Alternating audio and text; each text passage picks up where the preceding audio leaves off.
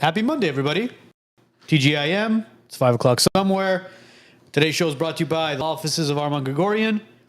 If you're involved in an accident and you need proper representation and somebody to back you, reach out to Armand Gregorian, 818-404-0333. And we've mentioned this before, but I'm going to mention it again. That is his direct cell phone. So you could actually text that number.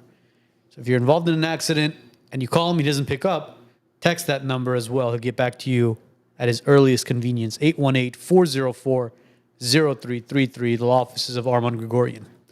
Also, today's episode is brought to you by The Cabinet Spot. If you're interested in custom cabinets, prefab cabinets, closets, vanities, custom and prefab, like as I mentioned, reach out to The Cabinet Spot. Mention the WiseNuts to Vic. He'll take care of everything from A to Z. Design, installation, everything. 1-888-495-0210. The Cabinet Spot. Again, if you're in the middle of remodeling and you haven't gotten a quote for cabinets, reach out to Vic. Mention the WiseNuts. 1-888-495-0210. Also, the Glen Arden Club. If you're interested in becoming a member at the Glen Arden, you want to network with the right people, and you smoke cigars, love cocktails, reach out to us. We'll connect you with the guys at the Glen Arden. You'll come and have a tour. And if you're interested in signing up, you can actually sign up and, hell, have a cigar with the WiseNuts. Because we're here practically, 2-3 days a week at least. That being said, we are live. Joe, are we live? Are we live? We're live. All right. Just wanted By to the make way, sure. speaking of Armand Gregorian, one of my staff members Saturday night was involved in an accident on the freeway. Somebody rear-ended her, and then she hit the car in front of her from what I've been told. I think it was like 10:30, 11 p.m. Saturday night. He picked up? Guess who she called? Armand. None other than Armand Gregorian, and he answered his phone. There you go. So it's all true, baby. None of this is a fluke. Hell, None. call him right now. And just pretend we're in an accident. Text him. Just don't text him anything inappropriate. Yeah. Yeah, text him though. Just Right. text him and be like, is this Armand? I just heard you on the WiseNuts. Boom. There you go. You're gonna say thank you. So today's home team, we have I don't even want to say special guest because at this point, she's part of home team. Female contributor. Yes, female contributor. If we can say that. Yes? Permission granted. Officially, you're a female woman. Nothing. She, her. I'm a real she, her. woman. All right, Yeah. there we go. She, her. Oh, man, I can't, bro. I can't with those pronoun situations. They, them. They, them, she, her, he, him, as if like you need to clarify. It's like imagine if we opened up the show and said, Arno here with the WiseNuts, he, him. It. But anyways, Marianne Zakarian's here with us again. We want to thank you for taking time out of your Monday to join us again. Thank you guys for having me back. We had to thank her every time. Well, you're no nerves this time, right? A little bit. Are you serious? All right. Well, Yeah. hopefully it'll open up as time progresses. So we have a lot to talk about, and one of the things that we want to really quickly jump in on, which was on our flyer. So Elon Musk has been making a lot of noise recently in the political game, in the AI game, in the tech game, and one of the things that you were actually worried about was AI and how quickly it's actually progressing and how quickly everybody's somewhat adapting to it at this point. And I'll agree with some of the stuff and I'll disagree with some of the stuff, but one of the things that's concerning right now is ChatGPT. Okay. So a lot of us has been using ChatGPT for quite some time now. I mean, Yeah, that's how I do all my homework. your homework, huh? Yeah, I'm repeating 8th grade. So if you guys have noticed, ChatGPT has become very convenient, whether it's writing an email, writing a paragraph, writing some of the WiseNuts. Texting your wife. Oh, jeez. It's like how do I respond to my wife if she said this and then you do copy paste? But you know what? I wouldn't be surprised. I think they'd figure it out because my response are very short. So if I put in a whole paragraph, my wife would be like, "Did you write that?" Well, all you gotta tell ChatGPT is be less AI. Yeah, pretend you're But I've noticed it's began to adapt more and more and understand who you are as a person. ChatGPT. Really? How so? Because there's things that you write in there, and then it says what does it say? It says saving in memory or memory updating or something like that. Yeah, it has a memory. Yeah. Yeah, so it kind of updates itself as to understanding who you are, what you're talking about, what you like, and Well, when you're actually going on the GBT, what it's doing is you just continue the conversation. It's already learning about you. So if you just continue where you left off, it just knows more. so my concern is this: who is it sharing that information with? Advertisers. Really, you think it's just advertisers? Well, who do you think it's sharing it with? That's my biggest concern because who is the creator of ChatGPT? Sam Altman, OpenAI. And Elon Musk. I think he was part of the initial funding, but I don't think he can be credited with all the advancements made by ChatGPT Well, not the and advancements, OpenAI. no. Because, Elon, we'll get into it. We'll get to that, yeah. But the biggest concern with ChatGPT right now is, as it is right now, with Instagram, with TikTok, with all these reels that are going on, the attention span for people has become very, very short. It's gone from 1 minute videos to like 20-second videos to now like 10, 15 seconds worth of attention span. So integrating ChatGPT into our lives now, it's dumbing us down at this point. Not only is our attention span being lowered, now we're asking ChatGPT to form sentences, paragraphs, do proofreading for us. And a lot of times people aren't even making an effort to write anything. They'll just go into ChatGPT and they'll say, create XYZ for me, and click enter, and it does it for you. Yeah, you'll go in there and, I'm hoping you'll actually read it and try to proofread what it wrote and if everything was correct. But I think it's going to dumb down society to the point where people aren't going to be able to communicate with each other. Have you either of you guys tried to actually handwrite a sentence or a paragraph recently? Even in prior general? to ChatGPT. Oh yeah. my God. Yes, my spelling has become terrible. It's not just the spelling. I skip words and I'm like, oh, I forgot this word. And even though I'm narrating in my mind, as I'm writing it, I'm skipping words or letters because I don't remember the last time I picked up a pen other than just a signature. Or filling in my name and title on some stupid application. That's it. Well, it's funny you mentioned that because yesterday we were actually going to one of our friends' houses. They had a baby. Congratulations to Irene and Armand for their baby girl. And Don't jump the gun. but Elle gave me a card and she goes, "Your handwriting's nicer than mine. Go ahead and fill this card out." You guys, I misspelled miracle. Spelled it with a K? Yes. So I misspelled miracle, and then I'm writing, and then again I did what you just said. I skipped the letter. I skipped the letter A, which is a very simple mistake. And I ended up blaming Elma because you're standing over me and watching me write. I'm like, don't stand over me. Let me just focus on whatever I'm doing. And then I after I wrote it, I finished it, I proofread it, and I put it in the envelope, and we went out. We're driving there, and I'm looking, and I'm thinking to myself, I'm like, shit, I got to start writing stuff down more often. Well, let's take a step back. Was that the tone you used with your wife? Somewhat. Marianne, do you find that to be appropriate? Just for No, I don't. writing on the card? No, I was feel- frustrated. it's common, I was right? frustrated in the moment. You guys are frustrated when you're driving and a woman tells you where to go or give you a sense of direction. You guys get frustrated if a woman is kind of saying, hey, you said you do this and you didn't. You guys call it nagging. You guys are frustrated if a woman stands over you. I think men in general are very frustrated by women. Why is that?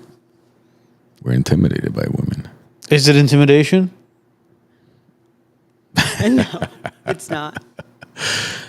I don't think it's intimidation. I think it's more of a factor of like, let me do what I'm doing. If I'm wrong, then you'll correct me. But by then, you need a new card.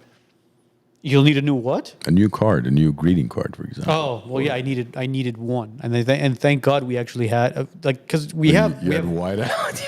that's what I said, bro. I swear, I was like, worst case scenario, you just white it out. And she gave me a look. I was just like, I know. Just buy extra greeting cards. Well, the thing is, you have she has a box of those greeting cards, and she has like the wedding ones, she has the birthday ones, but how often is it that you go to like a baby welcome or one of those congratulations on a new baby? It's very rare. That's why. Yeah, because nobody's having sex anymore. Or they're infertile. It's one or the other. I didn't say that. Well, the second part is a factual statement. The Hey, first how did we get to this from ChatGPT? By the way, going back to ChatGPT, you guys are so off topic. I know. So we tend to digress. Sorry, Mr. Producer. Okay. So ChatGPT developed by obviously team at OpenAI. Co-founder was Elon Musk, Sam Altman, Greg Brockman, Ilya Sutskever. Man, I'm destroying these names. It's okay. Ask ChatGPT how to pronounce it. Right. So, and there's a lot of team effort, obviously. So Elon's actually contributor to it. He's co-founder, yes. Wow. I mean, I'm not surprised. I mean, you're looking at the guy who created PayPal. The guy. He didn't create PayPal. Well, he was one of the. No, he wasn't. What was he? I'll tell you how. Well, okay, so he started Zip2 Okay. in '99. He was born in 71. 71. So he was 28 years old. He started Zip2 with his brother. Okay. They raised about $3 million. They started a company, sold it in '05, I believe, for about 340. There's numbers between 340, 385. I don't know what the exact number is. So they sold it after 5 years to Compaq.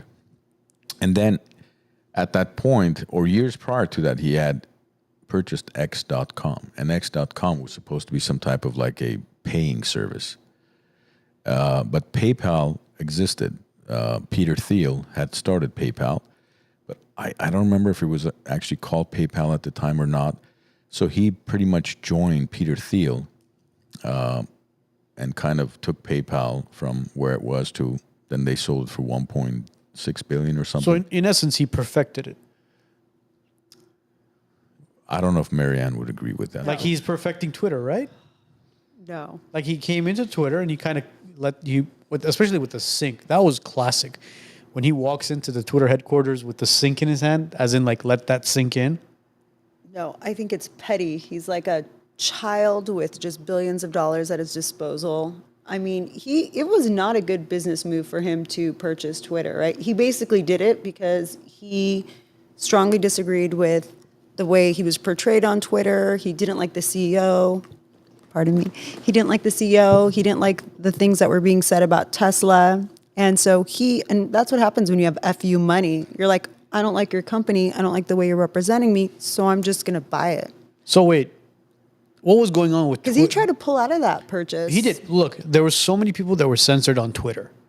I mean, President Trump was one of them. He was kind of banned from Twitter. Mm-hmm. And I'm sure there was plenty of other people who weren't, whether you're a 1%er or a crazy celebrity who had said certain things on Twitter, which is known as X, and were banned from it. So I think he was kind of fed up with the freedom of speech, your First Amendment right being infringed upon. And he went in there and he said, you know what? Let me clean it up. Let me make it better than what it is. No.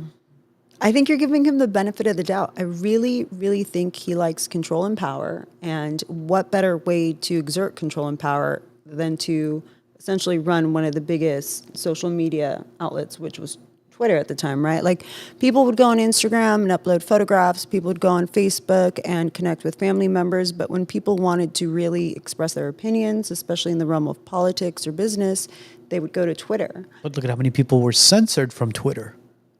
Like the one I mentioned just now. You had the president of the United States at the time, who then became the 45th, and then obviously we had Biden as the 46th, but the man was banned from Twitter. He was removed, and his account was suspended indefinitely. Right. But I don't think that was his reasoning behind buying it. I mean, No. I'm not Musk saying misuses the First Amendment all the time, right? He has all these open lawsuits against companies and advertisers and whatnot, and he exerts like the First Amendment as his defense. I'm going to sue you because you're infringing on my First Amendment rights. The First Amendment wasn't created to protect people like Elon Musk. The First Amendment was created to protect the everyday man and the minority of people. So it's not supposed to protect the rich and the powerful. It's supposed to protect the powerless.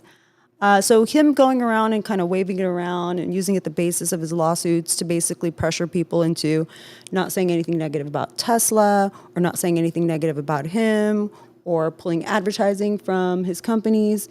I mean, it's a misuse of power. It's an abuse of power. at best. But I mean, at the end of the day, he is just a man at the end of the day, isn't he? No, I don't think you could say he's just a man. The amount of power and wealth and I get influence it. he has. But I mean, what difference does he have compared to your average Joe? Forget the money aspect of it, forget the power aspect of it. His voice, if he has an opinion, I mean, who are we to silence him? Who's silencing him? As anybody. As far as, you mentioning, him not being, he doesn't have the right to voice certain opinions. Why not? No, I didn't say that. I mean, he has the right to voice certain opinions. I mean, unless he's manipulating stock prices and the SEC is upset, which he's done before. He has a right, just like anyone else, to voice his opinion. Where it gets murky is he gets really, really crazy when it's a criticism of him. Remember when he got into it with Microsoft? Bill Gates? Bill Gates, because Bill Gates was talking about shorting Tesla. Yes, but did he silence Bill Gates? Did he remove Bill Gates' account? No. You see, that's the difference. At the end of the day, there was a conversation going on where it was the back and forth Twitter battle, X battle, whatever you want to call it. But nobody was censored. Nobody was silenced. And if you want, you can go back and you could read that entire conversation and entire feed. So Right. that's the difference between him running X and the previous management that was running X. Right, but there has to be some parameters, right? Like you can't allow your platforms to allow propagation of violence, hate speech. These things aren't protected by the First Amendment, nor are they really safe. So there's got to be some guidelines with respect to Instagram and Twitter and what they will allow to be said or not said. Well, if you're threatening somebody's life, I get it. Yeah, that's totally not okay. If you're going to threaten somebody and say, I'm going to hurt somebody or commit some sort of violence, absolutely. Yeah, that's not okay. But when you think about it, and I'm not proposing this to anybody, but if the KKK were to go out to the city of Glendale or the city of Los Angeles and pull a permit and do a rally, it's their First Amendment right. They can do it.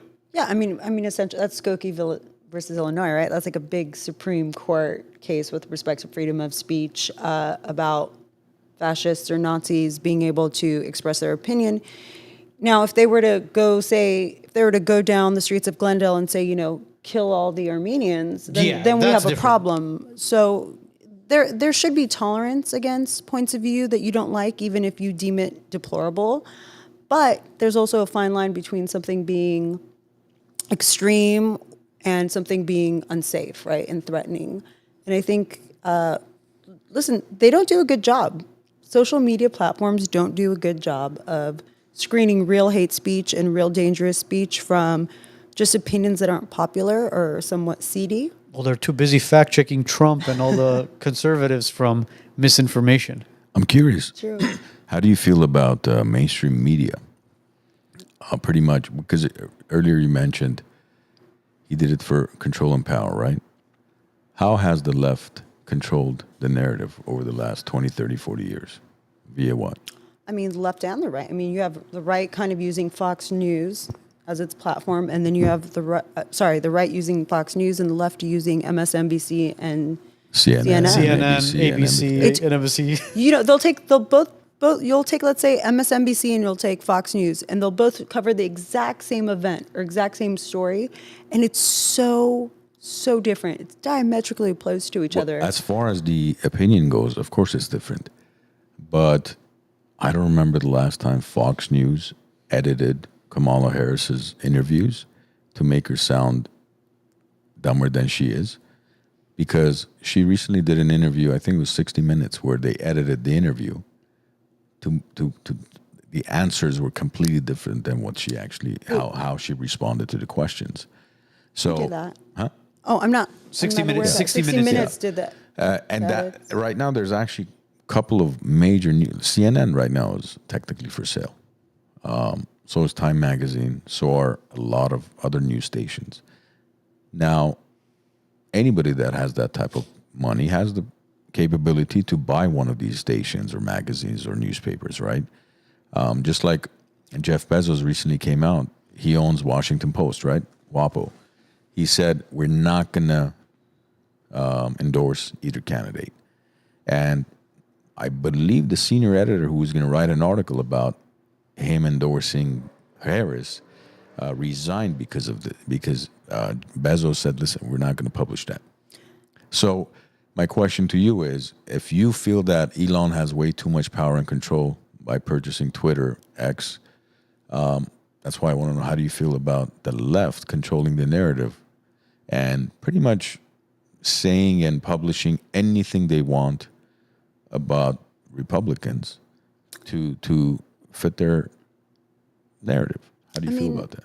I don't think that's a fair description of what's happening. I think the left, we'll call it the left, does that a lot with its news organizations, but then the right really does that a lot too with Fox News. I've watched a great deal of Fox News. Jesse Waters, and then Jesse Waters is a good friend of ours. Then I'll leave it there. I'll leave it there, as well as a lot of old anchors who have since retired, who we won't mention for obscene behavior, but I think they both do it. But I do want to say something about Bezos, because I want to applaud him for actually not letting WAPO endorse a candidate. I think that he's been unfairly criticized for it. I think something like 200,000 subscribers unsubscribed from WAPO because of it. And it's crazy to me because nobody wants billionaires involved in our election process, right? Like, I think we can all agree, like, it doesn't serve anyone's interest to have billionaires so overtly involved in our election process. So here's a billionaire that says, you know what, guys, I'm taking a step back. I'm not going to endorse anyone. I'm not going to be involved. And everyone goes nuts. And I think the reason they went nuts is because the left really, really wanted him to endorse Kamala. And the fact that he decided to bow out, they kind of took that as some kind of like, I don't know, betrayal of sorts. Of course. Well, look at it this way. You just mentioned how many subscribers unsubscribed from WAPO? 200,000. That's I wonder absurd. how many of the 200,000 unsubscribed from Amazon. I think Amazon didn't get hit as hard. Why not? As the Washington Bezos. Post. Yeah. See, indeed. it's easy to unsubscribe from a news outlet because you can get your news at other places. But if you really want to stick it to Jeff Bezos, why not go after Amazon and unsubscribe from Amazon? You won't, because you need it. But that's the beauty of capitalism, though. If you got the money, buy it. Well, I think the Republicans, somebody should buy CNN right now. It's at a discount. Somebody should buy it. We should buy it. Yeah, we should raise the money and buy it. Well, you know what? That's because it's not doing well. But if Trump gets a second term, CNN's numbers are going to go through the roof again. Yeah, we talked about it. Yeah. I think it was a couple of weeks ago where we brought out the numbers where when Trump was in office, the numbers were like all the way up there. And then when Biden got into office, all of a sudden the numbers plummeted. But then all of a sudden the indictments came in and all this other information about Trump came in. And all of a sudden, whoop, we got something to talk about. No more ice cream and chocolate chips. Whoop, the ratings went back up. They had nothing to speak about. That's why CNN is basically struggling at this point.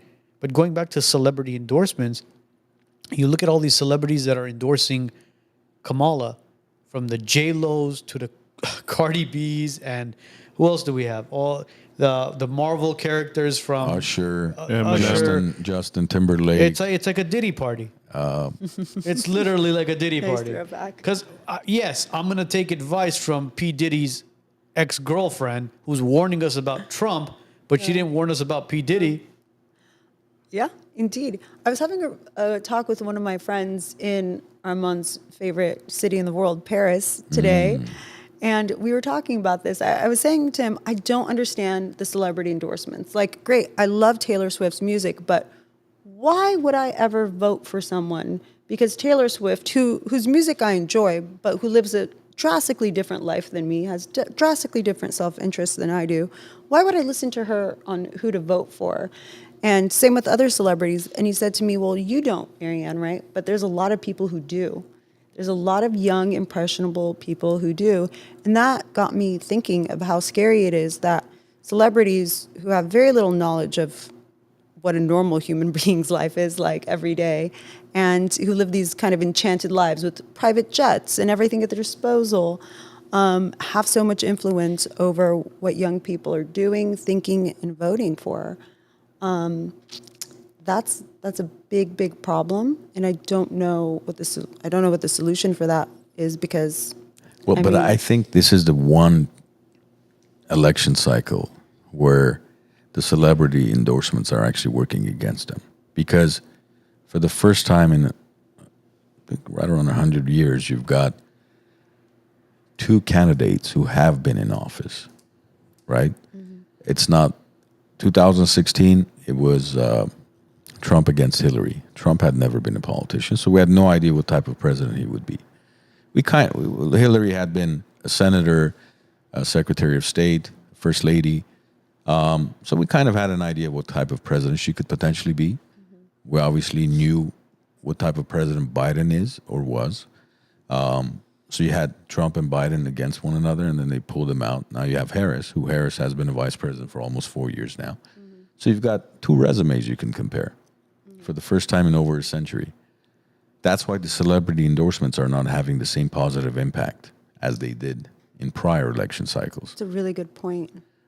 So now, this is no different than, it's like you've got an employee who's worked for you for, say, 4 years, right?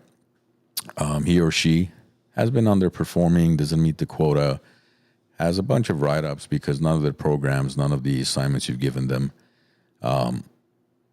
they've able to meet the criteria or to fulfill that project, whatever the case happens to be, depending on what industry you're in. And then all of a sudden he or she comes to you 3-4 years later and says, listen, I want a promotion. I want to become the CEO of the company. And you're like, yeah, fantastic. You're the right candidate. Because you've screwed everything up the last 4 years. I think you're definitely qualified to be the CEO now. That's what's happening. And that's why the Taylor Swifts and Jennifer Lopez's, the Beyoncés of the world, it's not having the same impact as it did in 2020 or 2016. So I think this time around it's going to be different. But again, going back to my point, you mentioned Elon Musk. It was a bad investment. I don't think it was a bad investment because, first off, you have some of the biggest private equity groups that actually financed the deal, right? I think he only coughed up about $5 billion of his own money. The other $39 billion was financed through Morgan Stanley and some of these other guys. So this was a long-term investment. He did not invest into this. You have to keep in mind, when the stocks went up, so Tesla stocks went up, when was it, last week or so, close to $280 per share. Elon easily made $40-50 billion just between that hype. So for him, the $44 billion quote-unquote investment is not a big deal. But it's a long-term strategy for him because he realizes that in order to control the narrative, you have to have control over the media. And you don't think he could have started Twitter for only a couple $100 million? I do. I mean, I think you're being generous to him. I think maybe in retrospect, he was like, okay, this is a good long-term investment. But I think when he initially purchased Twitter, him and Jack were kind of at odds. And he was just like, well, F you, I'm going to buy your company, which he did. And then I think he had a bit of buyer's remorse because he at some point tried to pull out of the sale. And it wasn't buyer remorse. You know why he did that? I mean, he was essentially forced by court order to complete the sale. No. Because what he wanted to do was he wanted to get a better deal than the $44 billion. And how do you do that? You try to pull back. I mean, our friend here can tell you. If something is for sale and nobody wants to buy, you make an offer, you realize it's way too much. Aren't you going to say, look, if you don't want to buy that property, listen, we're going to come in at a lower offer because there's nobody else interested in your property. But the sale was completed. I mean, the offer was made, it was accepted, and then he tried to go back and then just... Because a lot of the users were bots, that's why. When he did his due diligence, he realized there's a ton of users that are actually bots. They're not human beings that hold those accounts. He used that as leverage to lower the price. But again, for him, $5-10 billion here or there doesn't matter. Yeah, and I mean, now it's really worked out for him. I mean, he uses it as his... And what you're seeing now is megaphone. Nothing. What you're seeing now is nothing. But you know where I give him credit is he went in there. He pretty much fired about half the staff, right? And another quarter of the staff quit right after that. So now he's basically functioning Twitter with a third of the staff that originally was there when he purchased it. Have you noticed any glitches with the application? None No. whatsoever. No, but I mean, the whole point of firing the staff that he fired was not to cut dead weight or be more efficient, was again an act of revenge, right? He had a big problem with Jack. He had a big problem with the way Twitter was being run and a lot of the execs. So he bought it for the sake of saying, F you, I'm going to buy your company and then I'm going to fire all the people I don't like. But was it revenge or was it cleaning out corruption? I think it was revenge. I think you can package it as cleaning out corruption. You can package it as, I don't know, being more cost effective, better operating procedures. But essentially, it was revenge. And that's the thing that's so scary about him is that he has the money to do things like this. But I feel like he kind of goes around, right, and unfettered because people have this obsession with wealth and power. It's almost perverse, this obsession with money and power. And so you have these guys like Zuckerberg and you have these guys like Musk who just kind of run around doing whatever they want. And very few times do we stop and go, wait, is this dangerous? Is this guy a good guy? Is this okay? Because we're so in awe of just the power that they have. We're so in awe of the things they're able to accomplish that we don't stop to say, I think this guy's a bad guy, or I think this guy is dangerous. Are we in awe or are we just seeking some type of balance? I think that's what it is for me. I'm not in awe of Elon Musk as much as I want him to create a healthy balance between the right and the left. Do you feel like he's a good balancing force? Yes, because Zuckerberg recently came out and admitted that he was suppressing information from the right and pushing information from the left, which also helped with Biden's election numbers. Well, not only that, but they were actually withholding information regarding COVID-19 as well. Yes. I mean, Zuckerberg's just, I mean, and the way he runs Facebook is just ethically ambiguous, really. He was also someone who didn't stop a lot of misinformation the first time Trump was running, with respect to like a lot of Russian misinformation and a lot of bots and all that Exactly. stuff. Because he doesn't like to police his platform. He wants it to be like anarchy and chaotic and free for all, No, because that's the not more true. subscribers, No, the no, no. more people that are using Facebook, because Facebook is essentially, I mean, it's on its last leg. Facebook is the social media of our moms and our aunts and our grandpas and our our cousins in like different countries, but essentially in another generation, Facebook will be obsolete. But see, you're saying that Facebook was made to kind of run itself and create anarchy and all this stuff. We were banned from Facebook for a year. The WiseNuts. The WiseNuts. So Yeah. we seeked another platform, which was YouTube. Our original content was all live on Facebook at one point. And then we had an episode that took place where we talked about deep state, we talked about COVID, we talked about a lot of things that the left didn't like. And all of a sudden we go into Facebook and our account is suspended and we Our can't. URL was locked. Yeah, our URL was locked. We couldn't go live. We couldn't post anything. And at one point, we kind of looked at each other. We were like, "Well, is this it? Are we done?" And we were like, "All right, you know what? No, we're not done. Let's just go live on YouTube now." Is that not one-sided policing? You said Zuckerberg doesn't like to police. Is that not policing? I mean, he doesn't for the longest time. If anything, that seems like it's a bit of overkill. He let everything go unfettered for so long, and then all of a sudden now anyone says anything. No. See, he didn't. He only let what the left said go. Yes, and he came out recently. Why do you think all of a sudden? Look, if you notice, Zuckerberg is changing his image. Now he's the jiu-jitsu guy. Oh yeah, okay? he's got the hair, he's got the his- chain, cha- he's got a glow up. He's windsurfing and whatever else surfing he's doing, and he's working out, and he was challenging Elon Musk to a jiu-jitsu match. He's changing his image. Why is that? I don't know. I find it a little bit bizarre because he went from like this nerdy tech guy to now being in shape and dressing different. He even has like a little bit of the facial hair. Do you know what I think it was that changed him? He became a father. Recently? No, not Couple years recently. ago, A couple yeah. years ago, he became a father, and he's realizing where society is headed as far as parenting children, mothers, fathers, and he's in a wonderful relationship with his wife. I think he opened his eyes and saw, holy shit, I don't want my kid to grow up in this type of society.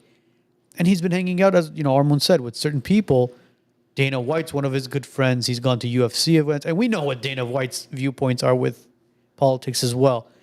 So when you start hanging out with certain people and your eyes begin to open regarding what's going on in society, I don't want to say this, but you take the red pill, and you understand, hey, this is what's really going on, and that's probably one of the reasons why he stepped forward and said, hey, listen, this is what we did. I'm sorry, but we held information regarding COVID, and anybody who spoke up against it, we banned them. We suspended their accounts, and we allowed the Biden administration to narrate what to say on Facebook.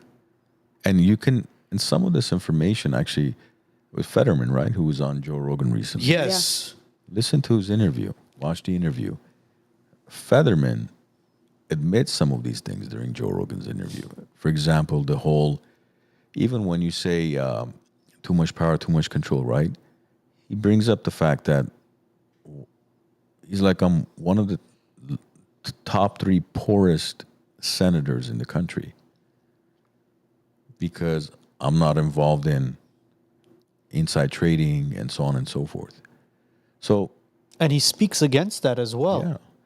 So when you have somebody, a Democrat, who's also admitting that there's a lot of corruption going on in politics and in the media, then you have to look at it from a neutral lens and be like, okay, so we need to balance this out because the left is controlling education and the left is controlling media, which are the 2 most influential sectors of society. I disagree. I don't think you can say that the left is controlling the media. You have a lot of right-wing based media. What's a lot compared to the left? Fox News. That's it. You have Fox News. You have like is Breitbart still a thing? No. No. Look, Okay, you have the Post. You have the New York Post. You have New York Post. Yeah. I think so. I think No. New York Post. I think New York Post is probably center left, if anything. Newsmax is another one that's somewhat leaning, but I'll guarantee you this. You can ask people in the audience and people in the comments what Newsmax is. None of them are going to know what it is. I mean, do you really need anything else? I mean, Murdoch, what he's done with Fox is really far-reaching. But see, CNN and MSNBC combined, I don't think get the same amount of viewership that Fox News. You know what we need? We don't need right-wing and left-wing news outlets. We need news outlets that are right in the center, where they actually deliver news and accurate news. And I'll go back to Fetterman. You're watching Fox News. They talk about Fetterman. They go, "Oh, look at him. And I'm sorry for saying this. I'm going to drop the R word. He's a retard. He's mentally unstable. He's not coherent of what's going on." But you listen to the Joe Rogan interview, which is a raw interview. It's a conversation between 2 people. He's a bright guy. And I'm not saying he's not a bright guy, but the man had a stroke. I had no idea he had a stroke. But what happens is when you watch Fox News and you watch Fox News narrate what this man is, what do? Is they tell you that, oh, this man is not capable of doing this. He's sick. I'm going to say it, he's a retard. He's this. But no, he's not. The man had a stroke while he was literally running for office. And then he came back, and on Joe Rogan, he actually had a caption machine next to him. And Rogan asked him, he says, "You okay?" And I'm watching this. I'm like, dude, what's wrong with this guy? And then he mentions his stroke and how he was hospitalized, how he learned how to walk, how he learned how to talk. And he's a senator. So this goes back to what I just mentioned. We need a news outlet where it's center and it actually delivers proper news, and it's not left-leaning and it's not right-leaning. It won't get ratings. That's the thing. It won't get ratings. These news organizations are there to make money and sell advertisements, right? They're there. They are a business, and nobody wants to tune in. I mean, you do, I do, we do, but the masses don't want to tune in to listen to the news just clean with no opinions and no controversy. They love the drama. They feed off of it. The masses love that. You go to Fox News and They have all these crazy theories and they're attacking people and the left is horrible. Then they love when you go to MSNBC and it's like the right is just a bunch of xenophobes, right? And Yeah. people who hate immigrants. And it's like, it's kind of fuel for the soul. And I don't understand it. I probably never will, but it's all for ratings and money and profit. So a center, like what you say is like a centrist, like AP News and like organizations like this, I mean, they don't make a lot of money. They're not highly profitable. Yeah, And but, at the end of the but they're day- reliable. Very reliable. Just not entertaining, I suppose. Not for the Oh, everyday American. It's the devil's work to continue to divide not only the country but the world at this point. Indeed. But kind of going. Speaking of the devil, let's Yeah, talk but- about Elon.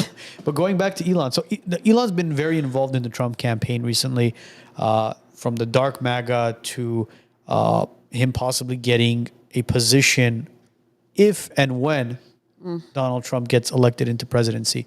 Don't do it, Donnie. Do you think that he'll actually appoint a position for Elon? So imagine this: what he did with Twitter, X. If he's given the role of like what's it? Chief engineer. Finance director, whatever that title is, right? Do you think the government can function efficiently with half the employees it has? I mean, in what sector per se? The whole government, every sector, from DMV to state Secretary of State to every sector. While we're talking about Joe, can we look up what position it was that Elon Musk was offered? I think it's some type of finance director. No, it wasn't finance. It was something to do with like HR and stuff. I'll look it up right now and provide it. Really quickly So look that up. but hypothetically speaking, if he did that, because do you agree that? There's a lot of government waste, yes. Okay, do you agree that there's Indeed. been no glitches with Twitter? Have you had? I don't use Twitter, so I'm Has not anybody had certain. glitches with Twitter? Has the app been working slower or anything? No, which means the company, and here's how tech companies work, just so you know. That's why majority of them, you look at the Ubers of the world and all these different tech startups that for 5, 10, 15 years, they're showing losses and then raising multi-billion dollars, a few hundred million here, a few hundred million there. Why? Because they're inefficient. The whole goal of a tech company is just to raise money. The whole goal of a government is to raise money, to raise taxes. So Now, no, go ahead. Sorry about that. I was just gonna plug in real quick. Government Efficiency Commission. There we is the go. There you go. Yeah. Go ahead. So sorry. if he comes into power and he's given that position, and he just forget about your personal feelings towards Trump. Remember when we first met, you said, I personally don't like Trump. I said, have you personally met him? You said no. I said, so then how could you not personally like the guy? You could say, I don't like the image he portrays or I don't like whatever, but to say I don't personally like him, it's hard to say that about a man who you've never met, just like you've never met Elon Musk, right? But let's hypothetically say he comes into the picture. He makes the government 50% more efficient than it is today. Would you be happy with that? Yeah, let's say I also become the Queen of England. Like both of those scenarios are completely and utterly not likely to occur. Of course, No, the it's- likeliness of you it's- becoming the queen of what, England, is zero. Yeah, Exactly. yes, but the Same- likeliness of Elon Musk becoming the commissioner is there's a very high percentage if Trump is in power in office. I think for him to come into something as complex as it is, and for him to think he's just going to come in and throw his weight around and fire this person and take the dead weight out of here and do this and that, and all of a sudden he's magically going to fix the efficiency of the U.S. government and spending is asinine. It's not. Sure. It's not going to happen, and he's not really capable or qualified to do so. He isn't. What he's done with SpaceX and Tesla and X, which is Twitter, which now has been rebranded X, is he's great at marketing these companies, right? He's great at getting funding. He's great at driving up stock prices because he makes these overt promises. We'll populate Mars by 2050, and everyone will have a humanoid robot in their homes in 10 years. And just like AI self-driving Teslas were supposed to all be a thing. And now he says, well, no, the original models can't evolve to have like those great features like I once promised. So, he makes all these grand promises. He drives up stock prices, but I don't think anybody could look at his companies and say that they all are run very efficiently in a very cost-effective way. Like they have billions of dollars at their disposal. So SpaceX especially. Speaking of SpaceX, right? There's been space programs out there for many, many decades, right? A lot of countries have space programs. Can you name me one space program in the history where they've been able to reuse the same rocket? I cannot. SpaceX is the first. You The think first- that's an accomplishment from some Of course. Is of that course. is that efficient? I mean, Is that efficient enough for you? well, I mean, how do you Is mean that efficient? complicated enough for you? Because you think government is complex. You don't think landing a rocket back down to Earth and then being able to relaunch it again. You don't think that's I complex? mean, it's complex in two completely different ways. I think you're kind of wrongly conflating the two. He has great engineers that he's paying a good deal of money and to. NASA doesn't. No, NASA does as well. But I mean, But how come they haven't been able to reuse a single rocket all these years? I do not know enough about, You see, because that's rocket a very, science that's a to very opine on that. But that's a very fundamental example I'm bringing up, and you don't have an answer because they haven't been able to. They have all the money and the resources in the world, yet they But they haven't don't. been- NASA doesn't have all the money and the resources. No? They have a budget. They operate. Really? They're a government entity. They have a budget. So if NASA They came, definitely don't have as much money as SpaceX does. That's for so if certain. NASA came to the U.S. government and said, "Listen, guys, I know we're spending, for example, I don't know what the numbers are, but $5 billion on every rocket ship. But we found a way, if we spend $7 billion, we can use it multiple times." You think the government will be like, no, just go ahead and dispose it? No, of course not. Actually, they would. Okay, I'm curious. Because the government loves to just trash money. I mean, look at it this way. For example, in the military, it costs, you know how much it costs for a can of Coke? I do not. From what I recall, I think it's $6 or $8 for a can of Coke in the military. How much do you and I pay when we buy it from Walmart or Costco?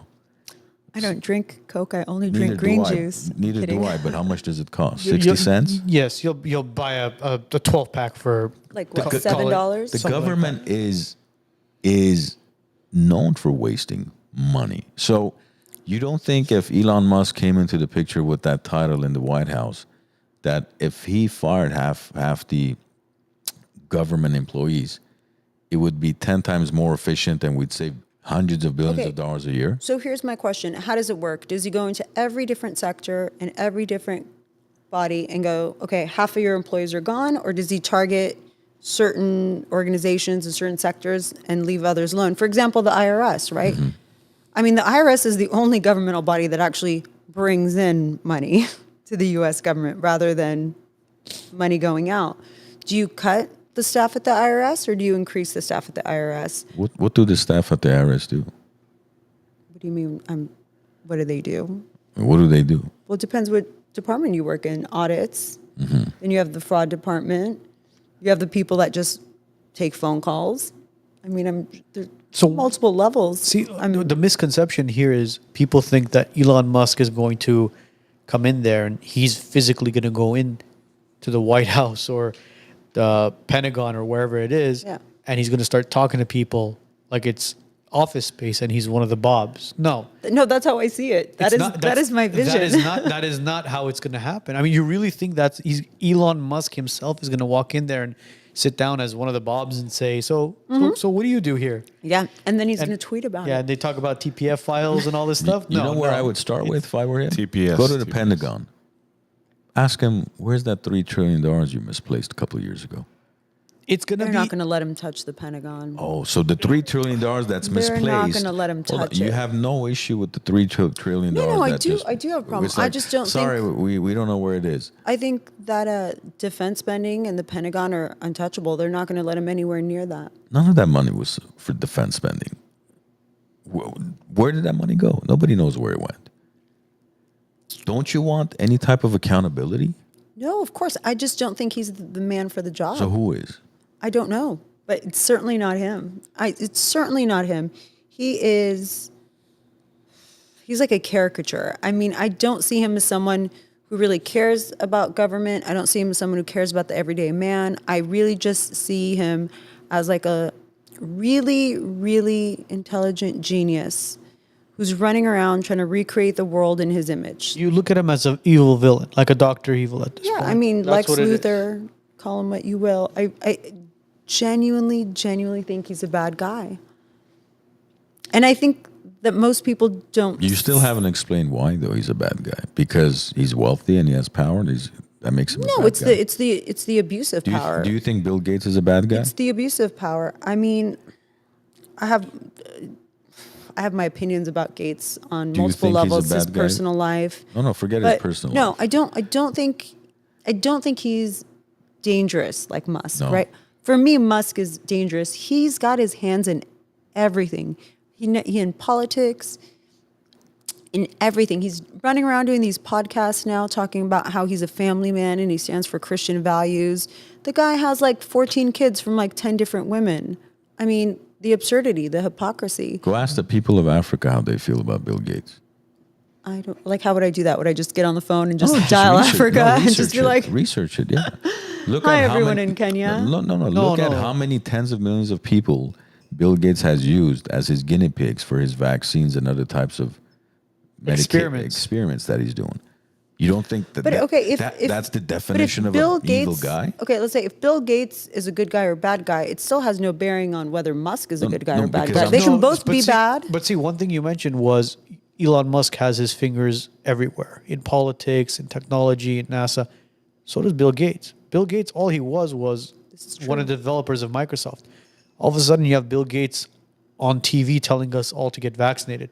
Well, You he, have Bill he Gates. does make viruses and antiviruses, so of course he should talk about it. Computer viruses or health or other types of viruses. But the guy owns more farmland than most people across the world, and he's trying to pretty much convince people to start eating artificial meat and artificial food and artificial everything. Impossible meat. That's what it was. I It mean, was. Is that the one that was made from tree bark? There was one that I don't know what. I don't even know No, what it it's was not made tree of. Look, bark. if your meat has ingredients in there, that's a problem already. If you got to look at your meat packaging and you can't pronounce half the words on there, you shouldn't be putting it into your body. But do you feel as though he has this desire or this goal of creating the world in his own image? Or do you just feel that he thinks he is a smart guy and he knows what's best? This is a man who thinks the world is overpopulated. It is. I don't think the world is overpopulated. I just don't think we've populated certain areas of the world that can be populated. You drive through middle America, there's acres and acres of land that's just sitting there. Yeah, just because we're all living in these small congested cities and they're trying to convert these cities into 15-minute towns, we think, oh, the world is overpopulated. I think he means with respect to the resources that we're consuming and the pollution that we're creating. The pollution, I mean, look, you look at China and the pollution that China is creating. In fact, just literally a couple days ago, I found out that the U.S. was shipping garbage to China and they actually stopped in 2018. Did you know that? No. The U.S. was shipping their garbage to China 6 days a week. And in 2018, China stopped their deal with the U.S. And I'm just like thinking to myself, wait a minute, we were sending trash? I mean, how much trash can you send to China? Hence the and what were they doing with it? They were like burning it, and hence the reason why people in China are constantly wearing masks, because there's so much pollution. So I don't think it's America that's creating all this pollution. I think it's other places.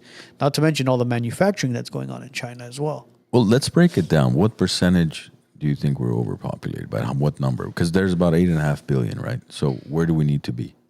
Oh, I don't know. I would not be the person to ask. Do you know that. what Bill Gates said? 500 million. 500. We're 500 million over. No. We need to be at 500 million. Did he really say this? Yes. So that means we have to reduce it by 8 billion, right? When did he say this? This is crazy. Years ago. Yeah. So if we reduce it, what percentage is that? That means we have to reduce it by roughly about about Can't we just 90 some percent. can't we just come up with the Okay. with a virus that'll take out half the world? No. so that means a 92% reduction. For example, look at it this way. This is a far stretch, but if you have 10 members in your family, they come to you and say, yeah, Marianne, listen, we need to reduce the population by 92% or 90%. You have 10 people in your family. You got to pick 9 to get rid of. Only one of you can survive. What's your response to that? No. Why not? What do you mean, why not? We're Why- overpopulated. We got to.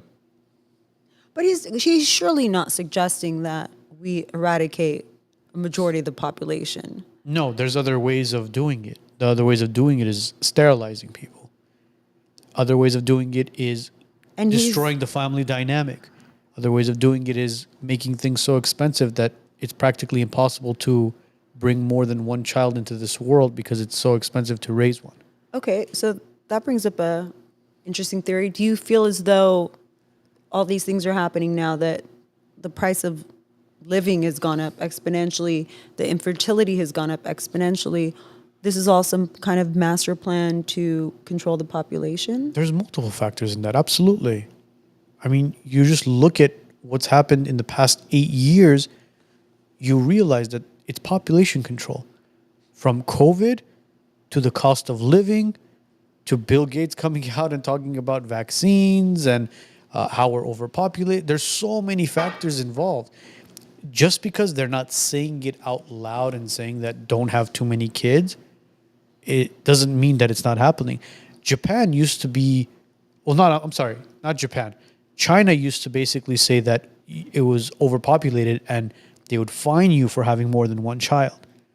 Japan kind of adopted that, and eventually Japan has become a sexless society. People aren't having kids in Japan, and the government is actually encouraging people to have children now. But society has changed so much that everybody's gone into like this tech world, and you're constantly on the go, you're constantly on the run, and it's so expensive to live there as well that people are just working to survive. They're not thinking about getting married, having children, and raising a family. And they're trying to do that here. I swear to God, they're trying to do that here. I even remember 10, 15 years ago, the World Health Organization website had that 500 million number on their website. That's the ideal population for Earth. Even, what are those, stone hedges? Is that what it's called? Well, I The don't- headstones? The headstones? Guys, I think we're good. We don't have to worry because in about 20 years, Elon's going to populate, Mars with around 50 million people, he said. So we're good. Well, He's got the solution. before populating Mars, Elon has released a couple of, I guess you would say, models of, what would you call them? Well, AI robots, right? Well, I want what do they call those cars when they're not out yet, but they're kind Prototypes. of prototypes, or the prototypes. So there's the AI taxi, and then there's the AI robot, which is basically supposed to help you out. And we have actually a clip that we're going to play for you guys of what we're talking about with the iRobots, the AI robots.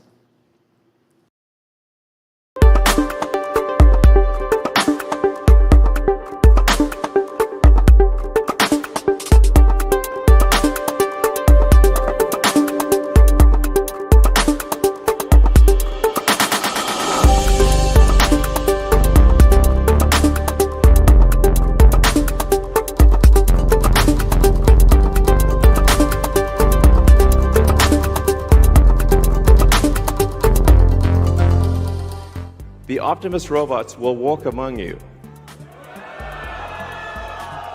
Please be nice to the Optimus robots.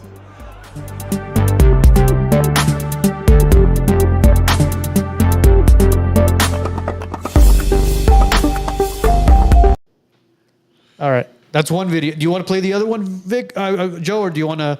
Let's give it a minute, discuss Okay. about that a little bit, and then we'll move on to the AI stuff. Okay, so the robot is called Optimus, and it's supposed to help you clean the house, help your kids with homework, help you bring in the groceries. What are your thoughts about the Optimus? By the way, let me make a quick comment. Food for thought. Do you know when we had 500 million people around the world? 1650. No way. Yes. Since from 1650 to now is when 8 billion people have Yes. populated. Jeez. So we should go back to 1650. Mind you, we've actually we've discovered new land after that as well. So, Should, but anyways, so Optimus is the robot. I personally, and they were running. What was he saying? Like $23,000 or $32,000 each. 20 to 30,000. Yeah, which is, I mean, you can pull a home equity line of credit and pick one up for look, for house cleaning. My concern always is not the intention, because the intention of an inventor is never malicious. Wow, that is a broad sweeping statement. I would argue that inventors can be Name me one malicious invention. nefarious. What? I mean, name me one invention that was intended to Snapchat, Tinder. Tinder, Come on. Grinder. Grinder, shit. I'll give you. I've talked about this months ago. Pfizer, for example, is developing this pill. You take the pill, and it keeps track of your health matrix. Okay, fantastic idea, right? Which means it's going to control, what your cholesterol levels are, your glucose levels, your everything. So when it's off the matrix, it's going to notify your healthcare provider. Oh, her cholesterol's up, her glucose levels are up. It's a great idea on paper, in theory. But the way they and the government will use it is going to be very malicious. It's going to be to their benefit and to their advantage. That's what I mean. Elon Musk's creation of robots and the AI and all that stuff, I think there's good intention behind it, but how it's going to be utilized, it's going to ruin society, in my opinion.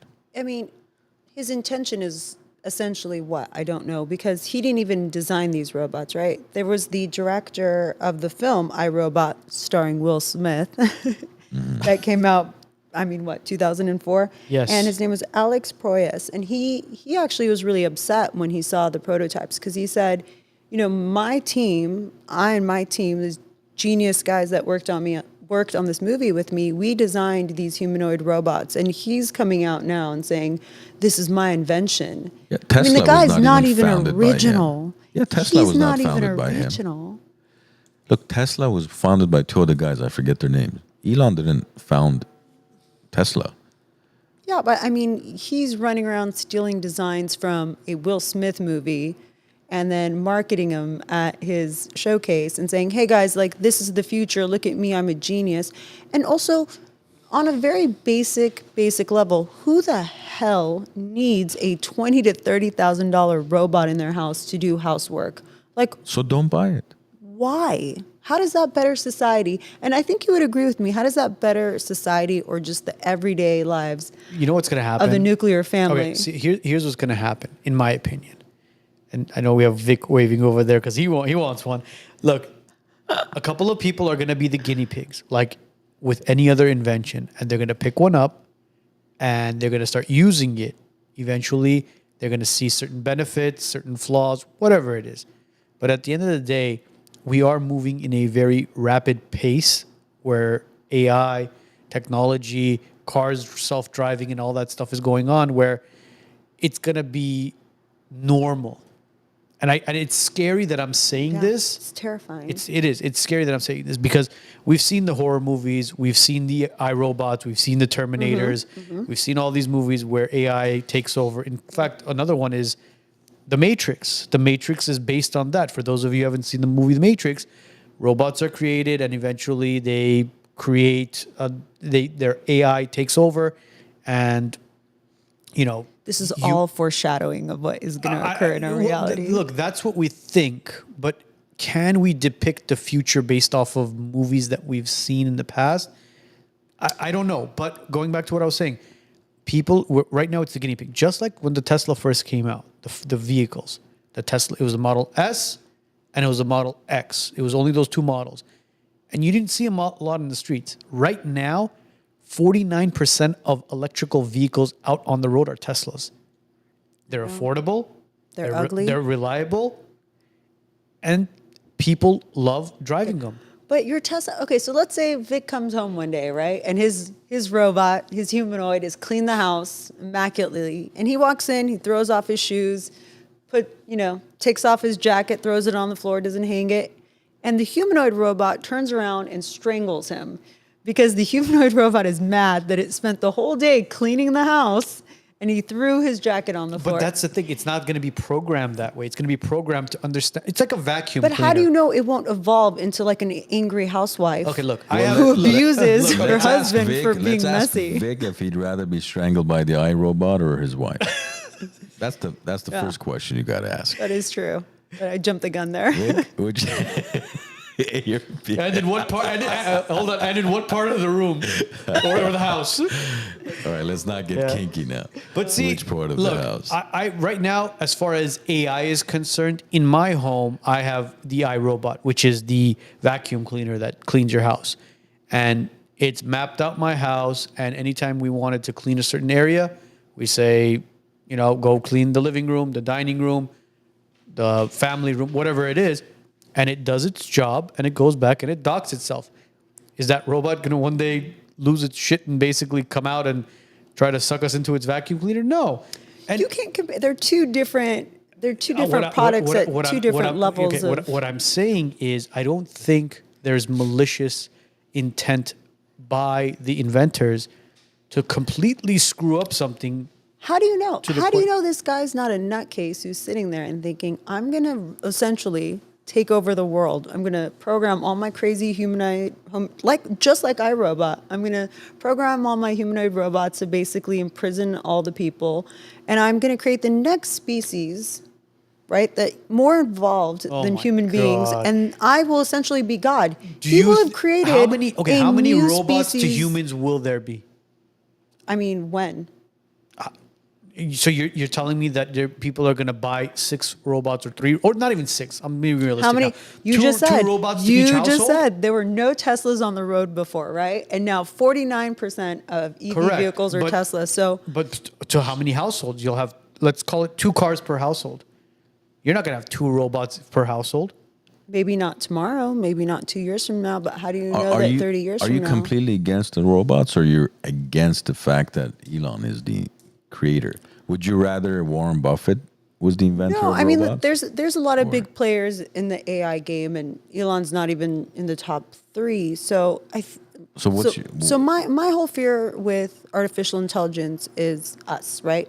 Essentially, we are the ones designing and programming and creating AI, and we as human beings, I know, I'm not quite sure what the proper word is, are greedy. And we are not really good at mitigating disaster, and we're not really good at balancing ourselves, like in setting parameters. Like we will essentially get too ahead of ourselves. AI will develop at a pace that we're not ready for, that we've not planned for, and it will be a big, big problem. And so it's not the product that I'm worried about, it's the innovators of the product. It's the people using the products. you don't trust the government to keep order and mandate? No. No. So I'm curious as to what's powering these AI robots, because I don't think it's running off of solar or anything. You have to power those things on. You got to plug it in. It's got to charge itself. Because when you look at the movie iRobot, again, it's a complete fantasy where the robots are jumping from building to building from ridiculous heights, and they're abnormally stronger than humans. Their movement and stuff is it's a fantasy. It's not real. But these robots, from the way they're walking, I feel like you could kick one of its legs out, it'll fall over. Wishful thinking. Not to mention if you forget to plug it in at night. Well, does your vacuum robot, whatever that robot is, that if you forget to plug it in, what happens? Dude, I shut the door and it's not going to be able to dock No, itself. but so does it dock itself, or you have to dock it? No, it docks itself. Yeah.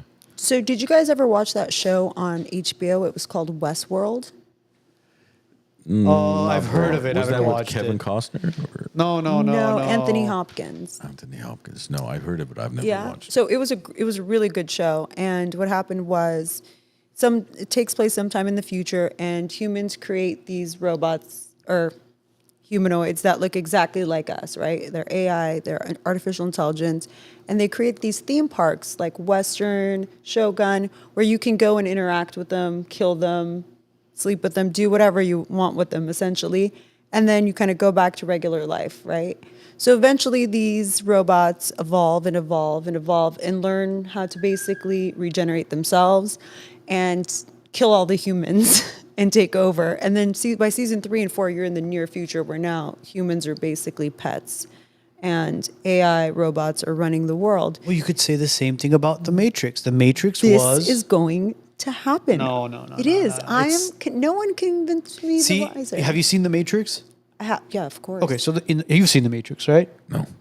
What? I know, sit but down I'm and not- Stop. we gotta Let's stop stop. watching Let's The all go Matrix. home now. I'm We can not just a end movie right buff, here. sorry. We can just end right okay, let me tell you this way. So The Matrix basically is a computer generated life that we're living. How have you not seen the Okay. Matrix? So what it is you and I are sitting watch here. Friends. You and I are sitting here. Joe's sitting there. Vic's over there. Arnold's over there. Marianne's here. And we think that we're living life, but we're not. We're actually plugged into a computer system and Yeah. we're living a fantasy life. All of this is a simulation. Yeah, it's all a simulation. But how it led to that was when humans created robots, the robots took over. And the one way the robots were generating power was through sunlight. And the way the humans retaliated against the robots was they casted the sun. They created this permanent cloud over the sun. And the robots retaliated back by using us as fuel. So we were essentially batteries for them. So us being plugged into the Matrix, we're generating power for them to continue to operate and take over the world. That's where she's going with this story. Yeah. I mean, is it possible? I wish we could all live 200 years so I could say, I told you so. I think, is it possible? Yes, it is possible that AI can, take over certain things. But at the end of the day, again, I don't think this has anything to do with Elon Musk. This is just, unfortunately, the way society is progressing, and we're just progressing way too fast. If you ask me, we don't even need this crap. Life was so much better before these smartphones. Yeah, your boss couldn't call you at like 10 p.m. at night. We had so much more control over our lives. We have a false security by having this thinking, I have freedom now because I could travel anywhere, I could run my company with this damn thing. But no, you're always connected. You're never disconnected from anything. Yeah, a lot of people rather lose their wallet than their phone nowadays. This is true. I think how many of you guys, would you rather lose your wallet, Joe? Probably. You? Also, I got something to kind of like back Marianne up a little on what she's talking Okay, about. go. I'll help you out real Is quick. it a That's video? why he's my favorite. I just want to point that out. Is it a video? It is a All right, video. let's play it. Field of AI, notably represented by the GPT series and other state-of-the-art technologies, have brought us nearer to the potential creation of artificial general intelligence. Such AGI could eventually advance into artificial superintelligence SI. Leading figures in the technology industry, such as Elon Musk and Steve Wozniak, have called for a 6-month halt in AI development to assess the dangers associated with the rapid evolution of artificial intelligence. I tried to convince people to slow down AI, to regulate AI. This was futile. I tried for years. I made this comment some years ago, but it feels like we are the biological bootloader for AI, effectively. We are building it, and then we're building progressively greater intelligence, and the percentage of intelligence that is not human is increasing. And eventually, we will represent a very small percentage of intelligence. The latest version of GPT, version 4, has demonstrated remarkable abilities in comprehending and producing text that closely resembles human writing. Recent reports suggest that an even more robust version, the Verso of GPT-5, may be unveiled before the end of the year. These advancements have sparked discussions about the feasibility of achieving artificial general intelligence, a theoretical form of AI with the capability to perform any intellectual task that a human can. The concept of AGI evokes both optimism and caution. as the potential outcomes of such technological progress can be both advantageous and dangerous. People call it the singularity, and that's probably a good way to think about it. It's a singularity. It's hard to predict, like a black hole, what happens past the event horizon. It could be terrible, and it could be great. It's not clear. Although GPT-4 is not an instance of AGI, its creation has sparked crucial conversations about the potential impact of more advanced AI systems.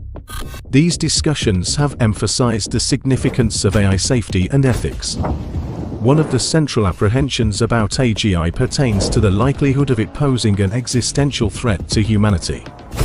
Despite this, it is essential to recognize that GPT-4, while concerning, does not fall into this category of AI. What I see gestating now is ideas for general purpose AI. AI that can do anything that the human mind can be turned to. And because of the enormous bandwidth, speed, memory advantages that machines have over humans, we would expect that general purpose AI will far exceed human capabilities in almost every dimension. So then we have to ask, what happens if we succeed in creating this? This is Alan Turing, the founder of computer science, and he was asked what happens if we succeed in a talk he gave in 1951. And he said, it seems probable that once the machine thinking method had started, it would not take long to outstrip our feeble powers.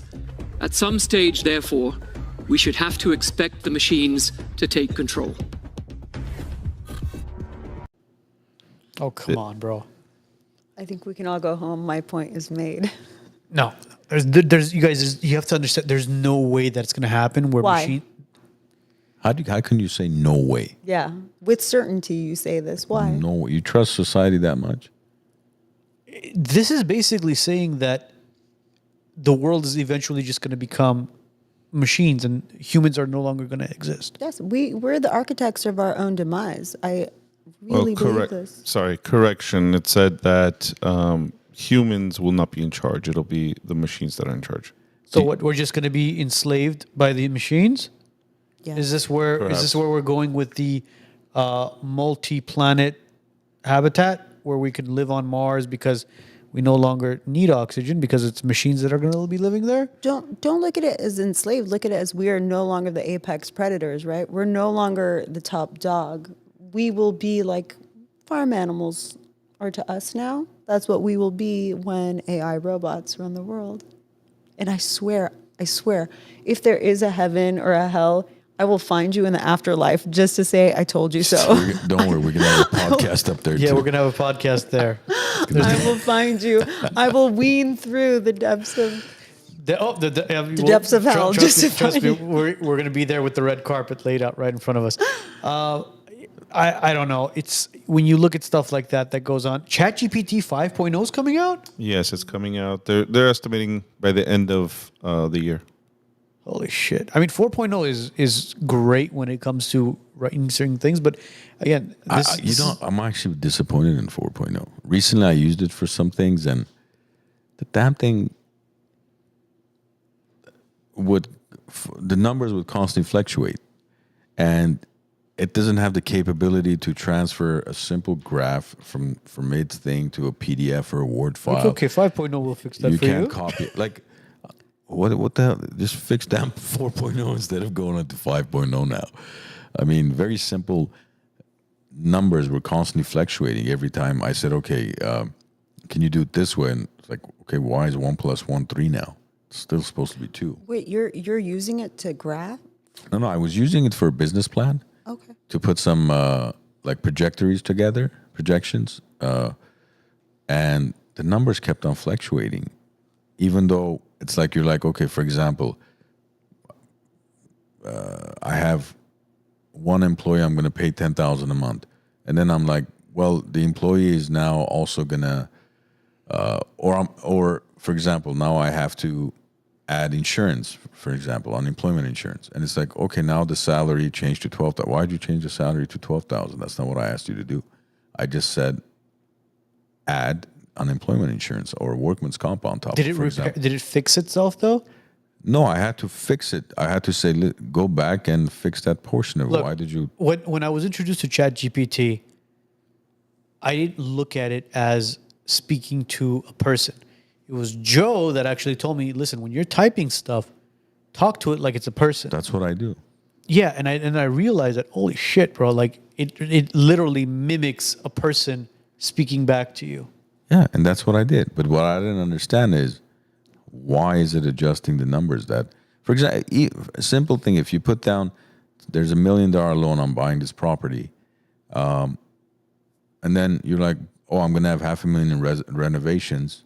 What's my total cost going to be? It adjusts the interest rate on the 30-year mortgage. Like, why are you adjusting that interest rate? It has nothing to do with what I'm asking you to do. I didn't say adjust the interest rate.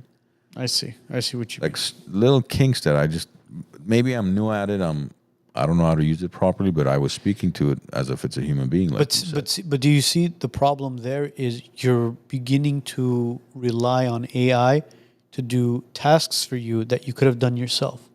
Do you know Through why? a spreadsheet. Why do we use it? Because it's more efficient, it's quicker, it saves time. What it took me 20, 30 minutes to do would have taken me 4, 6, 7, 8 hours to do. So, I mean, okay, who is at fault for this, though? Because a lot of us are going to be complaining about it, but at the same time, a lot of us are relying on it. Well, we also complain the fact that we go somewhere, this thing doesn't have service, right? Yeah, actually called AT&T and complained to them. I said, I'm paying for 5G. I don't got 5G at my house. You see? So we're going to complain about whatever new technology that's available to us. A lot of people complain about their electric cars. Because, oh, it's not convenient to charge. You can't drive long distance. There's so many complaints about everything. But what I'm curious about is this. Did any of you realize that ChatGPT would be advancing so quickly? I don't know, like from if it was like maybe 5 years ago, somebody told you, hey, listen, there's a software there's going to be coming out and it's going to be able to do everything and anything for you, type paragraphs, write papers for you, do math for you, draw graphs. 5 years ago, would you believe it? No. Yes. Do you know why? Because how did computers go from, remember when we were in high school, the fastest computer was like, what? Was it 256 gig? It's a 46. It was a 46 processor, or let's say, my time, Commodore 64. Yeah, it was was floppy disks. That was the fastest thing around. Now, your phone is 1 million times faster than the computer you had in high school. Well, not your high school, my high school, because you just graduated 2 years ago. But the fastest computer I had was equivalent to the Razr phone I had 20 years ago. So to think what AI is doing is not, to me, it's not that impressive. All it's doing is taking all the information they've collected over the last 30, 40, 50 years and put it into one brain, and that one brain is pretty much functioning. Well, that's what it, I mean, yes, it's complex, but it's not.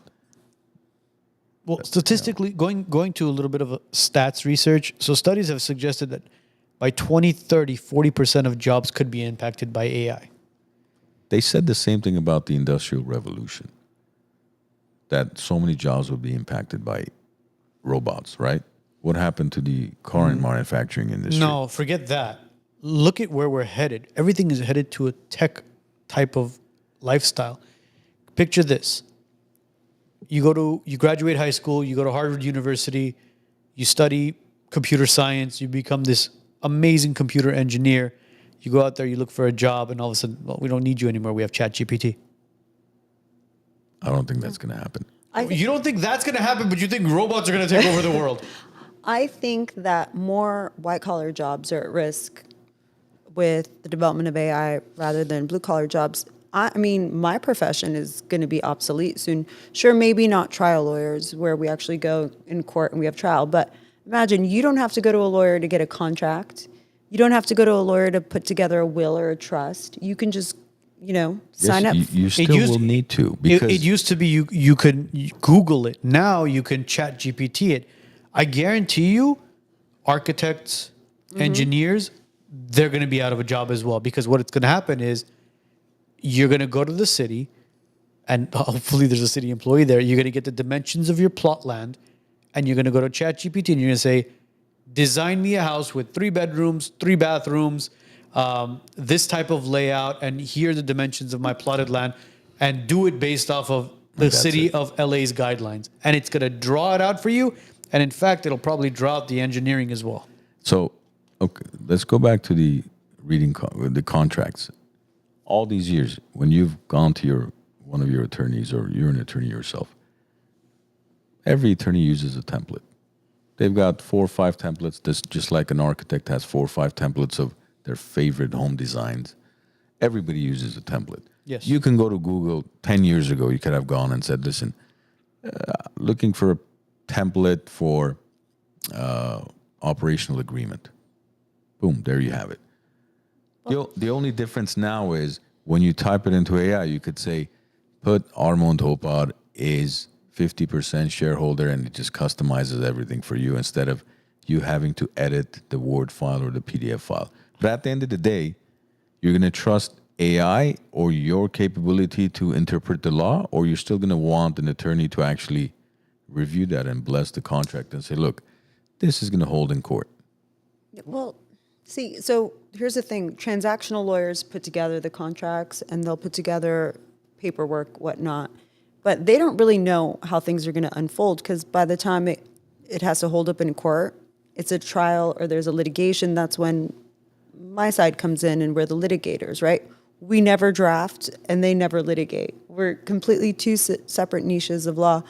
So I think that this is actually going to make it better for the general populace, because imagine this system, I don't really know what to call it properly, I guess system, brain, you feed in every contract ever written into this brain, right? And then you also feed in every case that's been decided, all the statutes, all the case law, all the precedent in, let's say, California with contract dispute litigation. And now this one brain will put together a contract for you better than any transactional attorney can put together. So I think it will essentially make transactional law obsolete. As far as templates go, sure. And I mean, I don't know if it's a bad thing. It's a bad thing for my industry, but it might be a good thing for most people, because most people don't want to pay or cannot pay a lawyer $400, $500 an hour to put together a simple contract. But imagine if you can just like have a subscription to software or whatnot, and you could just plug it in, pay a couple $100 and have something that would have otherwise cost you $5,000. I mean, it's a no-brainer. It's almost no different than people going on WebMD because they don't want to pay $150 copay. No. This is in essence getting rid of the paper pushers. Mm-hmm. That's what it is. So, okay. If I read, hold on. Let's look at it this way then. You're speaking of paper pushers in your industry, right? Yes. What's the most complex part of a real estate contract? What are the 3 areas, 2 areas, 5 areas that you need to make sure? Because the rest of it is all bullshit gibberish, right? It's how you word certain contingencies and how you word certain, I would say, just minute things in the contract regarding your terms. Okay, That's basically what it is. So why would anybody need a realtor in the future when they can just, let's say, scan the whole contract and say, AI, please make sure all the contingencies are met and so on and so forth? It has nothing to do with the actual contract, but it has something to do with negotiating while you're in escrow. Things pop up during escrow. Okay, I'll ask AI. This popped up. What do you suggest I do? Is every single person a negotiator in their life? No, AI is going to negotiate for me. How is AI going to negotiate with you? Listen. The same way you think you have a law degree because you have access to ChatGPT. No. It's not that. It's not like What's that. the difference? The way it works, look, every single person has a certain niche when it comes to whatever they're doing. If you're good at what you're doing, you will continue to succeed at what you're doing. So how is it that you think Let me explain to you. Going into, for example, let's talk about real estate, right? Mm-hmm. There are certain people that have a niche in negotiating where they know how to word certain things to a selling agent or to a buyer's agent as to why they're asking for certain credits, why certain things came up during an inspection, why XYZ is taking place, and why you're asking for credits back. Whereas there are other agents where they'll go to a seller's agent and they'll go, well, Mr. Seller, we're asking for $10,000 back because Well, you had some electrical issues. Well, we're not going to give it to you, and that's it. They fold. They're done.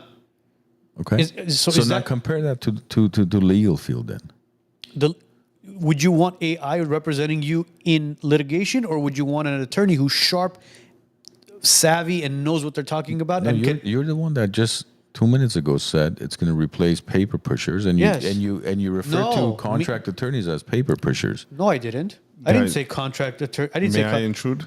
Can I say one more thing before you intrude? could say whatever you want. What I'm saying is paper pushing, meaning if there's certain things that I'm hiring a secretary, an assistant for, No, I we know. were talking about attorneys. Nobody said secretaries. But wait, well, that's why I'm saying paper. It's going to get rid of the paper pushers, meaning certain people that you hire to type certain things for you. Where you go, hey, listen, hey, Janet, go ahead and type this up for me really quickly. I'm going to be focusing on this because But you know that's not going what to. we were discussing. Weren't we discussing law?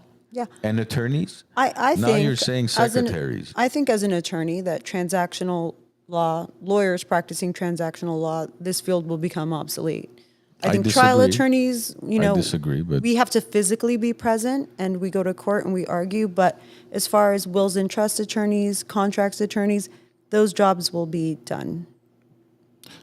Why? Why Sure. pay someone? Why pay someone to sit there and read a bunch of contracts and spend 10 hours on a paragraph, which I've had to do before? It's laborious. Because if you have anything of value that you think you need to trust, and you don't want to spend $1,500, $2,000 to make sure you actually have a legit contract in place. Okay, so same thing. Say I the human. Well, I don't want to ever compare to myself to a contract attorney. Okay, let's say you have a contract attorney. They're gonna say $2,000 for this contract, and then you have an AI program, and it's gonna say $2,000 for this contract. I would bet you my life that the AI program is going to give you a better contract because of the capabilities. One human being cannot sit there, look through all the different templates, all the contracts, all the case law, and put together for you an ironclad contract in the same time frame, let alone possibly I think within a month, that the AI program can. where you're missing the key point here is that you're thinking that attorney is still going to be manually writing it for you. That attorney is going to be using the same AI program you're going to use to write your own contract. The difference is you have no idea what the hell is in that contract, but the attorney does. So I'd rather pay an attorney to use the AI than me use the AI. Well, my profession thanks you.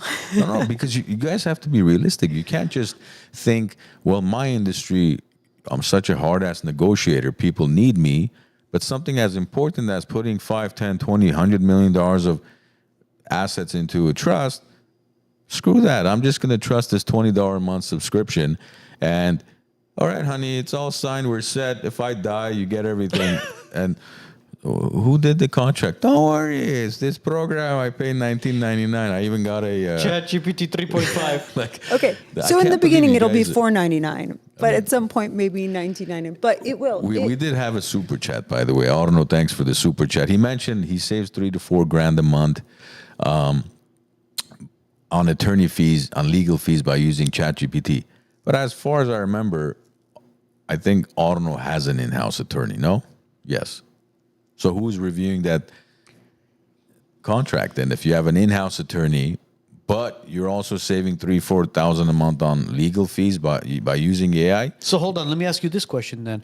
How many times have you used LegalZoom for legal documents? With all my corporations. Okay, so what is LegalZoom? LegalZoom is, again, you're buying it. I'm not setting up a corporation. Hold on. I'll tell you the difference, because I'm not setting up a corporation with 875 members that's going to go public. It's basically a simple LLC corporation. So that's where I'm which going with anybody this. can file, because the templates are very standard. All it says is what percentage do you own, what's your name, what's your address, and pick a name for your business. That's it. So that's where I'm going with this. But I'm a legal saying the contract is simple, not that. That's why I was going with this. I was saying the simple paper pushing that needs to be done, where it's simple contracts and stuff. If you're going to use LegalZoom, you'll probably use ChatGPT. But if it's something where it needs physical interaction, you guys have a lot of trust in your capabilities to interpret a contract. I do not. Well, I think artificial intelligence will eventually be more intelligent than human intelligence. And not only that, but I'm hoping that you don't fully put your trust, and I'm not suggesting this to anybody, that you put your full trust into whatever ChatGPT is putting. And if you are, I'm sorry, you're an idiot. Because I've used ChatGPT and there have been mistakes where I got to go in and proofread it and make sure everything is aligned a certain way and it says whatever I wanted it to say. Now, and that's a basic email or a paragraph that I've written. But if you're not going to go proofread a certain document or whatever it is, or at least have somebody else look over it, hey, that's on you. I could go to ChatGPT on my phone right now and say, write a mutual arbitration agreement. In 12 seconds, I'll have a mutual arbitration agreement. You'll have, yeah, but what is that mutual arbitration agreement worth? Nothing. Exactly. So you're agreeing with me. Look, what I'm saying... I'm confused. No. What I'm saying is there are certain small, minute things where your average... Again, sorry, Joe. Your average Joe can kind of... can kind of go over and say, okay, I understand this. But when it comes to certain aspects where it's out of your field, don't trust it. Have a professional look at it. So then you're agreeing with what I'm saying. Yes. So Well, then why were you arguing for My the past 15 minutes? argument was it's going to replace certain paper pushers. I think you guys should kiss and make up. Yeah. We did that last night. Yeah. just I was spooning with him last night, And but I'm not going to tell you which Joe- side I was So do on. we have a pick? Ask ChatGPT. so just so we're up to par. It's ChatGPT is general pre-trained transformer. So think of it as like when the iPhone was developed, right? It got rid of a lot of jobs, but it also created a lot of jobs, right? So GPT, people create GPTs to actually do something for you. So that creates jobs for developers and whatnot. So it's a progression, right? So yeah, it will remove a lot of your contract attorneys, let's say. That doesn't mean you shouldn't have an attorney obviously review it, right? But it also opens up other things. So consider that, guys. I think that's what's going to happen. You lose some, you're going to gain some. It's going to balance itself out. It's not going to destroy any particular industry completely. Even if it does, it's going to replace it with something else because somebody still has to, a human eye still has to, just like screenwriters. Yeah, you can go in there and write a screenplay of whatever you want, Romeo and Juliet. It's going to write you a screenplay. Well, you're just going to send that to a producer and be like, oh, look, I wrote a screenplay. I want you to produce this movie. I mean, no, essentially, studios will be able to produce their own screenplays with artificial intelligence. Because think about it. You say to your AI program, right? Okay, I need you to write me a script. This is the general plot, and I need it to be audience friendly. I need it to be something that at least this many people will see, and it'll generate this much income. What that program will essentially do is take in all the movies ever produced, all the movies ever released. Yeah. Crunch the numbers, put together the plot, and it'll write you a script. I mean, the screenwriters will also become obsolete. I think Just remember, AI it's a has no slippery emotional slope. component to it. Yet. It never will. It will never have an emotional component to it. Well, I mean, your emotions are essentially controlled by your brain, right? The neurotransmitters in your brain. So once the programs evolve to that point, how can you say? I think it will. Did you guys ever? I watch way too much movies. Have you guys seen that movie Her? It was with Joaquin Phoenix, where he basically falls in love with his AI. No, that one I haven't seen. You guys really got to watch these Her? films. Yeah, they're so good. My biggest concern with AI is AI being weaponized. Okay. That is one of my biggest concerns because there was this one video that I saw on YouTube where they were discussing AI being implemented into drones and how it can seek your enemy and fly after the enemy and actually, like a kamikaze drone, explode wherever it is. My concern is, how is it going to detect who the enemy is? How is it going to detect if those are just regular civilians? Face recognition. Dude, I don't know, man. How do you get into this building? Face recognition. You don't think a kamikaze can recognize your face? Yeah, but when it comes to certain wars that are taking place right now where you see in the Middle East and in Ukraine and Russia, you think humans are going to actually program it to target certain people, or they're going to just target it as, you know what, if this person's Israeli, blow them up. If this person's Palestinian, blow them up. If this person's Ukrainian, blow them up. If this person's Russian, blow them up. That's what's going to happen. Are Israeli soldiers only targeting Hamas members? How is it going to distinguish a Hamas terrorist to a Palestinian? You see, that's where I'm concerned as well. I think he'll do it a lot better than IDF soldiers have been doing it the last year. But the issue is, again, somebody from Israel or whatever country is still going to be controlling that AI, ultimately programming what to look for. And exactly. So how are they going to be actually programming those AI drones? That's another concern. So one thing we don't want is artificial intelligence being utilized as far as warfare. That's why I said I don't trust government getting involved. It may turn on you as well. There's that aspect as well. It's no different than, for example, if you look at the idea right now, they're putting up cameras all over the city. I forget what the names of the cameras are, but it basically identifies everybody's face. It's supposed to reduce crime, and for them to be able to know exactly who was the one, that committed the crime, which is, again, fantastic idea. But the issue then becomes the government always implements these new technologies with the presentation of it's good for humanity, it's good for the city, it's safety, this, that, all this other BS. But then eventually they'll turn around and use those cameras for other social credit needs or criteria that they're going to put in place. That's going to ruin people's lives. That's I don't trust the government. If you look at it from just the plain simple on the surface, the idea is fantastic. But then you look at, okay, if there's no repercussions, fine, you identified who broke into my house. If you're not going to do anything about it, who the hell cares? Am I supposed to go after that individual, not personally?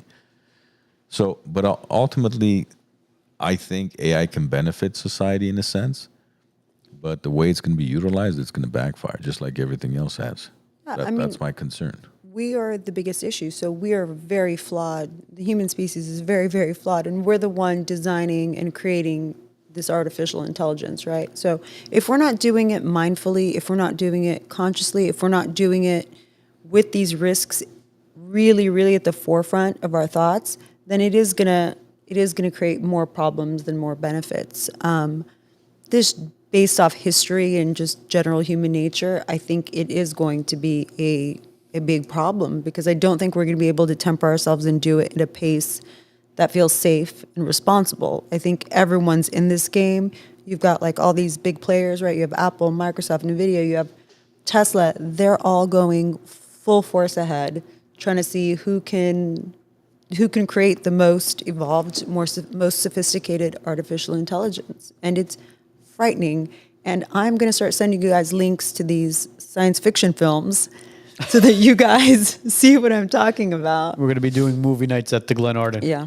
But another another business idea. There you go.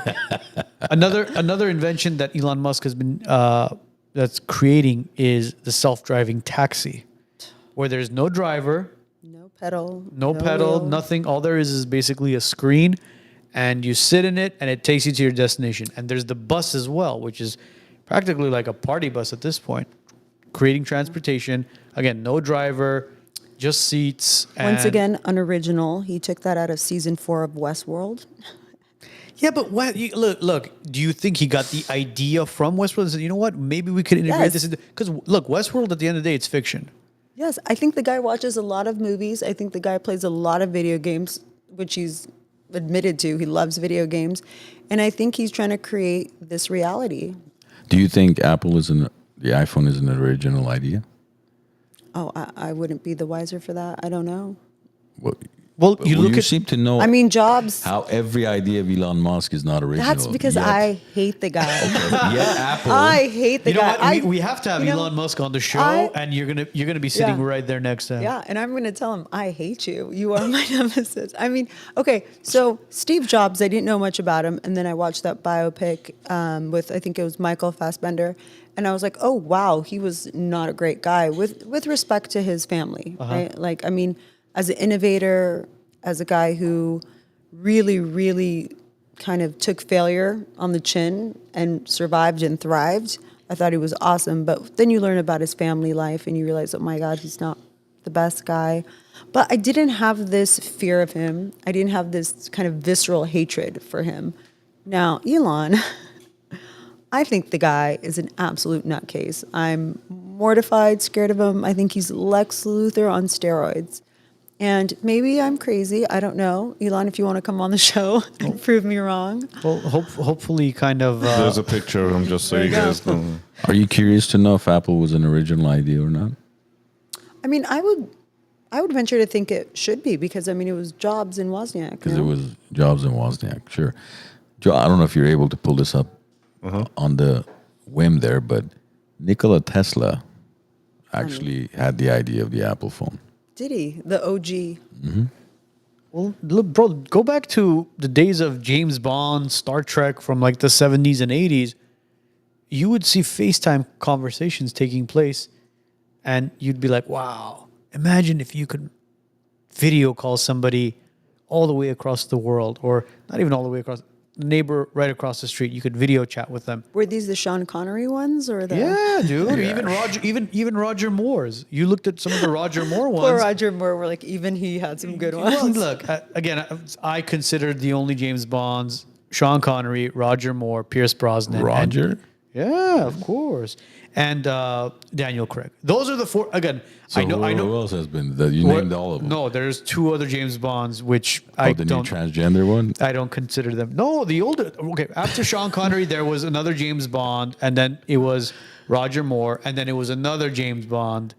I forgot what they're so. That's the thing. I can't even remember their names, but I think there was a total of, like I said, Connery, Moore, I think nobody Brosnan, comes close to Sean Craig. Connery. There was 6 total James Bonds.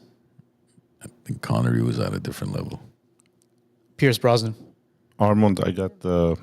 Do you have an image of Tesla's No, but Nikola Tesla's what I Apple phone design? No, No? but what I do have is in 1926, an interview with Collier magazine, inventor Nikola Tesla envisioned a future where wireless technology would enable instant communication across vast distances. He also stated a bunch of other things that's very, very similar to the iPhone.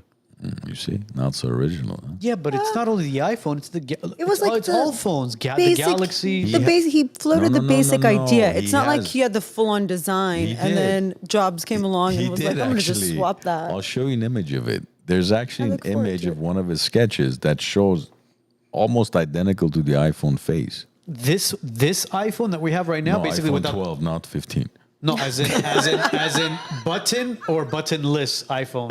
The home button iPhone, or Good thing you differentiated because I'm curious as to what design you're talking. If you're talking about just a screen, if you're talking about just a screen, bro, come on, that doesn't. Okay, Joe's gonna. Joe, you have to put Nikola Tesla so it doesn't confuse it with like the X phone or anything. Yeah, I'm aware. Yeah. But- Sorry, I don't mean to. Does anybody remember the correct you, BlackBerry? Say it Does again. anybody remember the BlackBerry? Of Yeah, of course, I had one. Yeah.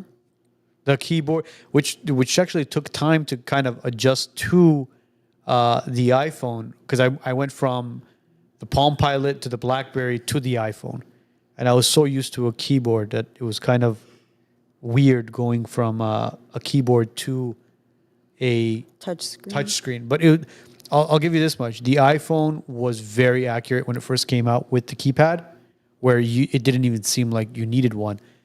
But you know, I'm somewhat kind of leaning towards, and Vic's gonna love me for this one, towards the Samsungs a little bit recently, because for some reason, technology-wise, they're like probably, I'd say maybe 5-10 years ahead of the iPhone. The guy that claims I won't text you because of the green, what's it called? The green. What do The you call green it? bubble. The green bubble.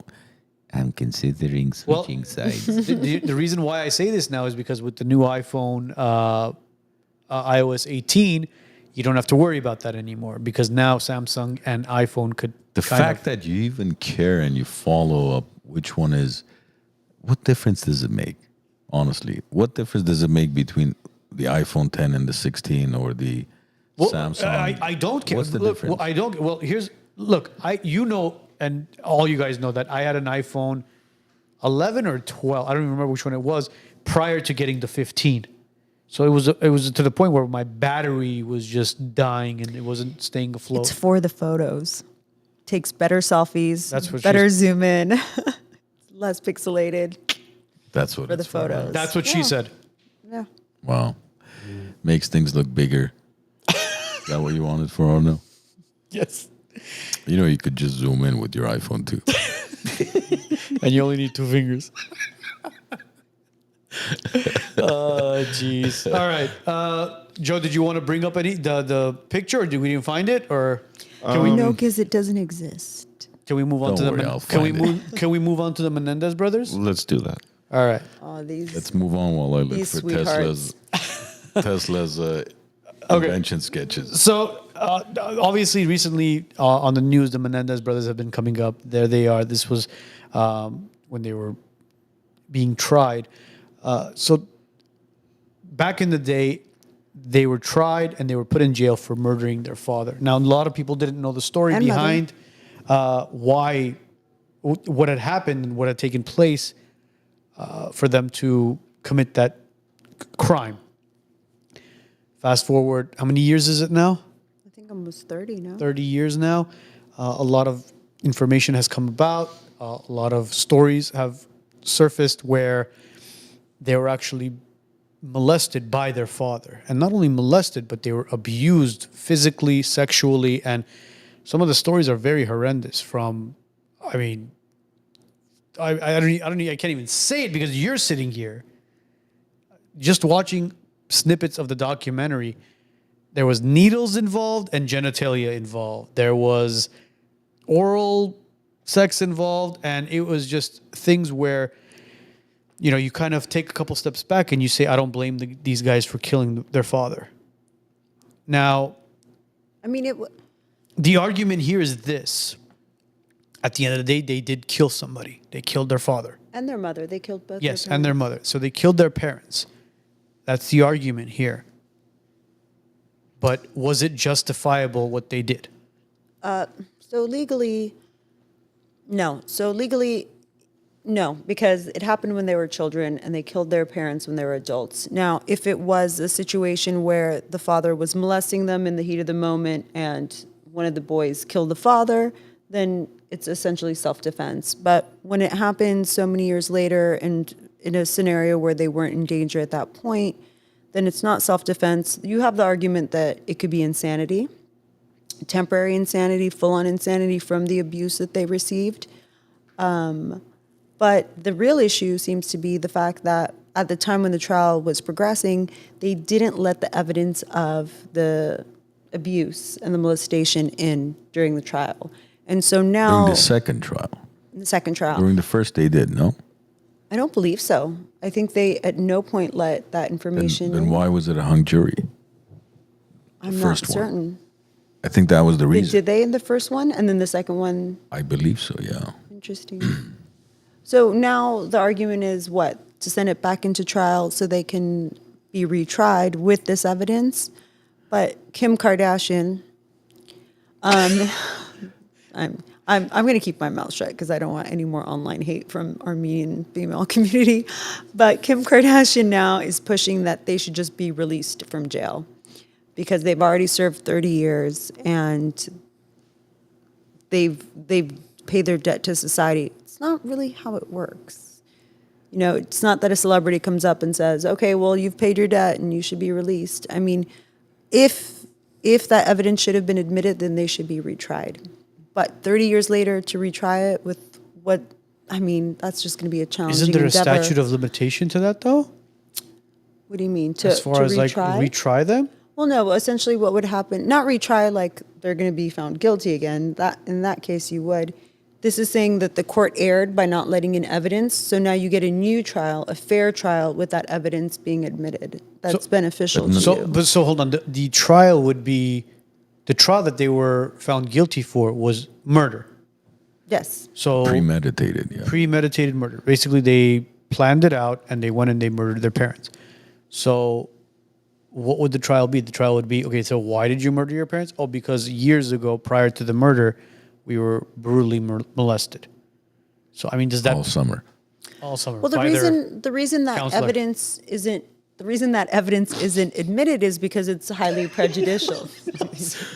With Downs in your... I'm sorry. This was a... So it's highly inside prejudicial. So joke, yeah. California evidence law, there's a statute, or sorry, there's a code that says that if evidence is going to be highly prejudicial and has no bearing on culpability, then it could be excluded. So all that would have done is make the jurors think, wow, shitty parents who deserve to die. And ethically, yes, but legally, no. So that's the problem that it creates by letting in that evidence. However, there was evidence admitted about the vast wealth the parents had amassed, which also led the jury to conclude that they killed their parents for money. You know what's fascinating? I think it was last week or the week before, we were talking about certain families where you mentioned the Trump family and then you mentioned other very wealthy families and how a lot of wealthy families have just this completely fucked up lifestyle. The Menendez family, it falls into that category. Wealthy families, successful parents, but yet the kids and the entire family is just this mess. Well, the issue is, according to the movie or the series, the father was molested. Because there's a phone conversation with him and his mom where he yells at the mom and he blames her for everything that he's become, as far as him being a predator in his own household. So that goes to show you that there's a very high likelihood that those boys, if they ever did get married, they could have potentially been molesters of their own children as well, because it's just unfortunately, it's a cycle that continues. Yeah, it's generational. And so many of the Menendez families, I think, that wasn't there also an uncle or somebody else that was molested? I mean, there were a couple of different family members that had gone through similar issues. So you got to ask yourself, why though? I mean, why does this? I mean, it happens with more families than you would ever imagine. This is just high profile. Just speak to anybody that works at CPS, Child Protective Services. The stories they'll tell you will blow your mind, as far as even in our own community. The number is much higher than you would ever think. And it's unfortunate because where does it come from? That's what I've been trying to think. Okay, where does that come from? I mean, how do you one day decide, yes, my 6-7-year-old child, I think I'm going to molest him or her? Like,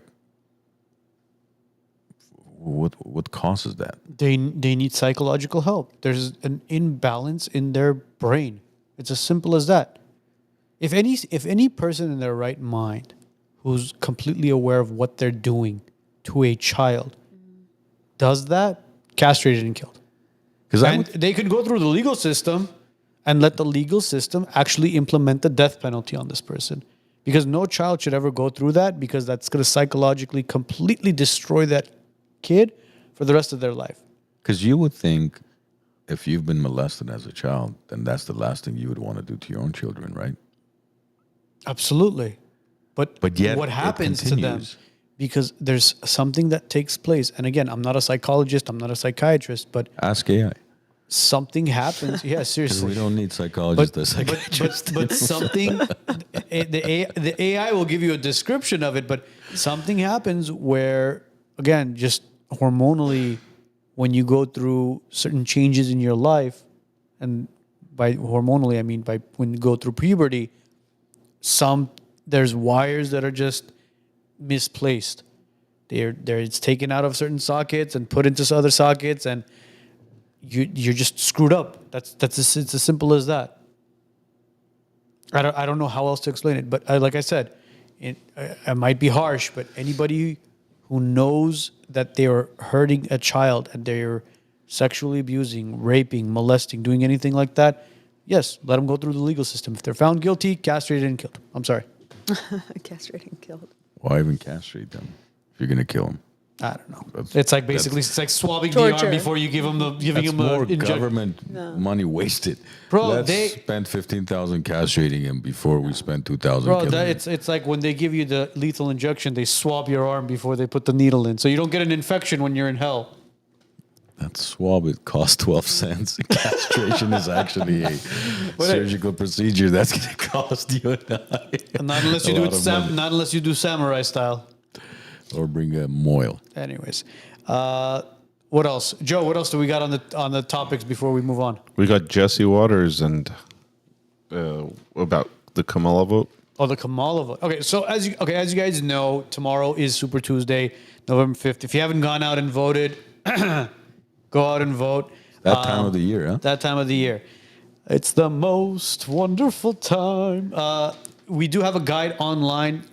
If you're in the Los Angeles area, Southern California, Glendale, Burbank, Pasadena, Tahunga, basically the Tri-Cities, follow the guide. Granada Hills, Northridge as well. There's assembly members in there that we would love for you guys to cast your votes for. Go out and follow it. But it is election season, November 5th, Super Tuesday. And Jesse Waters actually came out and said something very, very interesting about if his wife were to vote for Kamala Harris. Joe, do we have the video on that? Yeah, we got the video. Here you go. Out Emma was going into the voting booth and pulling the lever for Harris. That's the same thing as having an affair. That to me, oh my God! Let him finish. Go, Jesse. It's our day. That It's our day, violates Judge. the sanctity of our marriage. Preach on. Yes. What else is she keeping from me? Exactly. What Why else would has she she been have to lie to lying you? about? Why would she lie to you? Have you threatened her? Why would she lie to you? Oh, they want me to tease. Why would she do that and then vote Harris? Why would she say she was voting He's Trump not the problem. and then She's voting afraid of Harris? you. And I caught her. So and then she you said, would- I lied to you for the last 4 years. You admit you intimidate It's people. over, Emma. That would be D-Day. Your thoughts? Lucky woman. Lucky woman? No, yeah, I can't. I'm not particularly fond of Jesse Waters. I don't think you can equate an affair with voting for a presidential candidate that your husband disagrees with. I mean, if your wives voted for Kamala, would you feel as betrayed as if they had slept with other men? Not slept with other men, but I mean, politically, socially, emotionally. I'm listening. Go ahead. Divorce right away. Divorce right away. Divorce. No, look, again, I think we love Jesse Waters. We're big fans of his. She's not too fond of him. You're not too fond of him, but there are certain views that he has that might be skewed a certain way. I think he's being a little bit over dramatic as far as comparing that to an affair. Would he actually divorce his wife and compare it to an affair? Absolutely not. I think he's just kind of selling it to the extreme right wing and to the Fox listeners because of what you mentioned earlier, the ratings, right? You got to sell it. So, is he a great showman? Absolutely. Would he divorce his wife and really compare it to an affair? I don't think so. So how would This is a common problem, right, amongst households, like boyfriends, girlfriends, husbands, wives, where one of them, wants to vote for Trump and the other one wants to vote for Kamala, and it's a source of contention. And I know this because a lot of my friends who are married have this problem where the wife wants to vote for Kamala. The husband wants to vote for Kamala. Those are particularly interesting relationships. And the husband or wife wants to vote for Trump, and they're really upset with each other. They feel like it's a disconnect in the relationship and that they don't understand each other. And I mean, that's tough. I'm not in a situation like that, so I can't really opine on the matter, but it is fascinating to me how politics can kind of rip apart households. I'd be more concerned if the husband wanted to vote for Kamala and the wife wanted to vote for Trump. Because, Yeah, white guys for Kamala. Yeah, the wives. What was they saying? Wife's boyfriend. Oh my God, I remember. The wife's boyfriend lover. is voting. Lover is voting for Trump. The wife. No, but how would you handle that if you had that discrepancy between you and your wife? Oh man, the thing is, we're not even in that situation for me to even kind of I'm process not saying it. you are, but hypothetically. Oh my God, bro, I don't know. I really don't know, man. I really don't know. Would you think like, I don't really know her, like our values are so far apart? Yeah, at that point they are, because look, as much as the Democratic Party has gone left, this Democratic Party, the Kamala Democratic Party, has gone so far left that you would say your significant other is a completely different person. It's not the person you met and married. Look, I have certain values. I am a conservative, but dude, I mean, I don't even know how I would process it. So look at it, put politics aside. Between Trump and Harris, who do you think stands more for family values, Trump or Harris? I mean, there's no way I can say Trump for this one, and you know why. Why not? I mean, 3 wives. So? I mean, well, We're not better talking question. about What how are many. family values? Wait. What are family values? Is family values having one partner, being faithful to them and staying with them throughout life, or is family values having multiple marriages, multiple partners, but being a good husband to each one and being a good father to your children? I mean, in a modern society, most people are divorced and remarried, so I can't really fault the guy for that. Is he a bad father to his children? I don't know his family dynamic. You should watch enough. You should watch The Man You Don't Know But- by. Do you know who is a bad father to his children? Elon Musk. Just saying. Gee, she's not going to let go of Elon. Huh? Just saying. Just saying. You know who I wouldn't want to be my father? Hunter Biden. Yeah, no, he's horrible. That guy is a real scumbag. I think that's not even like a debatable topic. Okay, so as far as Kamala Harris, whatever you want to call her, has been going out there talking about mothers and daughters, but she's not a mother, and she has no daughter. Yet that's not true. She has a stepdaughter that she loves, and you don't. And Did she raise your them? opinions? Did she might be- raise them? Exactly? Right. See, It's a you yes both or no have children, question. and I don't. Did so she raise them? I'm very particularly sensitive to this. I think Don't that give the lawyer answer. Did she raise them? Yes or no? my understanding is that they were adults when her Not and her adults, husband. they were teenagers. They were teenagers when Yes. her and her husband Okay, so married. she's never raised kids. Right, but you can't say that if you didn't raise the child that you wouldn't love the child as your own and do anything for the child. So We're not questioning the love. We're questioning that she does not understand the values, family values, as much as somebody who has. okay, you could say that about me. I'm unmarried and I don't have children, so you could say that I lack. Yeah, you do Family lack as far values. not family No, values, not but family as far values. as far as when it comes to children, you do because you don't understand what it takes to raise children. No. So I mean, I know from a very minute standpoint of watching my cousins and my friends raise children. yeah, I watch Cristiano Ronaldo play. It doesn't make me a soccer player. I mean, Well, Kamala husbands. Jeez, Kamala husband knows a lot about abortions because Kamala's she actually. husband. Yeah, Kamala's husband. Sorry. There we See, go. this is what Jesus AI does Christ. to you, bro. Yeah. Can't- Also, They're not even drunk, by the way. This I is know them we're not. sober. This is sober, literally. So Kamala's husband knows a lot about abortions because she knocked up their nanny and then made her get an abortion.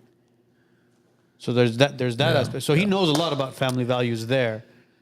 Because to me, that separation has nothing to do with their. Obviously, they're not sitting there. Well, honey, what do you think of Trump's policies? I think the tariffs are going to destroy. It has nothing to do with that. It has to do with values at the end of the day. And you can look at just between Trump and Harris. You have to, as husband and wife, that's where my issue would be. If my wife supported Harris, then our values don't align. Because it's as simple as even the most challenging, one of the most challenging things of raising kids is making health decisions. Because those are life altering, right? Now, if you're supporting Harris, She supports all the let's cut off your penis and whatever you decide. You want to be a dinosaur, that's fine. We'll take you to a dinosaur transition clinic. I would have difficulty taking my wife seriously if she supported that particular candidate who's for all those things. So it has nothing to do with policy. Yeah, but then family values, I'm it's not like saying such I'm a gonna broad have an sweeping affair, phrase. But it's like when you say family values, it's such a broad sweeping phrase. You can't say that she doesn't have family values or that she doesn't love her family just because. She doesn't. Because to castrate a child who thinks he's a girl or she's a boy, to me, our conversation's over. That's it. There's nothing else I can discuss with you. Whoever you are, you can be running for any position. So I guess just to clarify, when you say castrate a child, you're referring to gender reassignment surgery. Not even the surgery, medical castration, which is with all the hormone pills they give. Yeah. The fact that you advocate for that, that's it. I don't care who you are. That's a fair point of view. I have negative respect That's a fair for point you. of view, right? But to say that, because she doesn't have her own children, she lacks family values. I don't have my own children. I take care of a lot of people in my family. I visit my grandmother daily who has dementia. Hold on, but you're not. Here's the thing. I'm You're going to not. finish this one. Okay, go So, family isn't just mother, child. There's a lot of people in the family. And Of course. family is important in differing degrees to different people. For me, it's basically everything. So to say that someone lacks family values because they didn't have children or they didn't raise their children from adolescence, I think it's a pretty shitty comment, and I disagree. I mean, rightfully so. I mean, I'm not attacking you or I'm not upset with you for saying it. I just think that, good. I just think that it's not really a proper way to think of family values, in my opinion. But you're talking about an individual who's okay with puberty blockers, who's okay with children transitioning at a very young age, somebody who thinks that all this testosterone and estrogen that's given to either one of the sexes can be reversed. No, none of that shit can be reversed. She's okay with the government funding that because they're not her children. She doesn't understand the value of having a child and protecting your child. So because if look my at Dwayne kid, Wade. Dwayne Wade has a child who is transgender. Okay. Right? He's got... so does Magic Johnson. Right. So would you say that they lack family values 100%. because 100% they do. Absolutely. 100%. Okay, That kid would have been an amazing point guard. That's fair. I think as long as you apply that standard across the board to men and women, athletes and politicians, then we're good. Because Joe Rogan, remember I told you guys the other day, you should post this clip, man. Joe Rogan made a fantastic comment about that. I forget who he was, when he was interviewing J.D. Vance. He said, what shocks me the most is all of a sudden, there's such a high ratio of transgenders in the Hollywood community. What happened? All of a sudden, all the celebrities' kids, 8 out of 10 are transgender, and all of a sudden, what changed? And he said the reason is because it's kind of like if you identify as a parent of a gay child or a transgender child, all of a sudden you're like put on a pedestal like, oh, wow, you're such an amazing parent because you're accepting your child for who they are. No, you're not. You're a fucking moron. Because your child, a 7-year-old child, you don't trust your child can't go get a tattoo. You don't trust your child to drive a car. You don't trust your child to walk to school. But, you don't think you should have a vagina? No problem. We're going to give you testosterone so you can turn into a boy. And then when you're an adult, you realize what a stupid mistake you made. You can go jump off the bridge. That's what's happening. That's what's happening to these kids. So to me, there's zero respect, negative respect, like I said. So that is family values to me. And her whole life is a fucking fraud.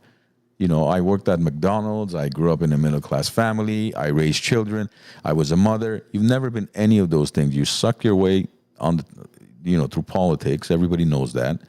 And it's about time that people shove this in her face and say, listen, you're not the person you claim to be. We've already seen what you've done in the past 4 years. Get the hell out of here because, if you promote me to CEO, now I'm going to fix it. Go fucking fix it now. You haven't done jack shit in 4 years. Go fix it now. Yeah, you're still in office till January. Go do it now. Do one thing, and then I'll vote for you.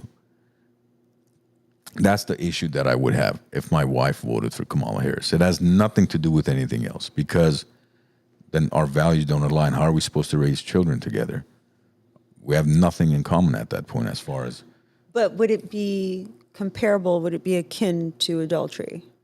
No, it has nothing. Okay. No. No, I'm just asking because No. what Water said. So look, we I'm just clarified tying that. it back. We clarified that. to We his clarified that remark. that was all for show. Of course. He's just kind of stirring the pot at this point. But as Armand mentioned, Kamala Harris has been vice president for almost 4 years now. She was the border czar. She was in charge of the border, and it's completely gone into shambles. We've had an influx of illegal immigrants coming in, and a lot of these, and it's clarified that a lot of these illegal immigrants have been moved to swing states where a lot of the ID verification has been removed when it comes to voting. So would you say it's all done strategically? Absolutely.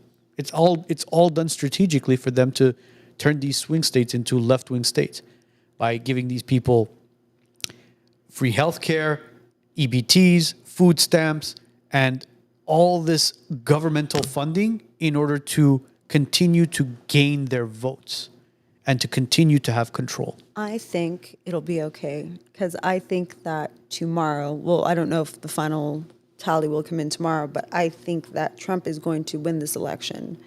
So I don't think we need to be too worried about Kamala in the near future. They're polling really, really close right now. And also, you have to keep in mind, if there looks like she's edging him out by any chance, I don't really believe those polls because I think it's the same thing that happened when it was Trump and Hillary. A lot of people are going to vote for Trump, but are either ashamed to say they're going to vote for Trump or feel like it's too controversial, so they're not going to admit it in national polls.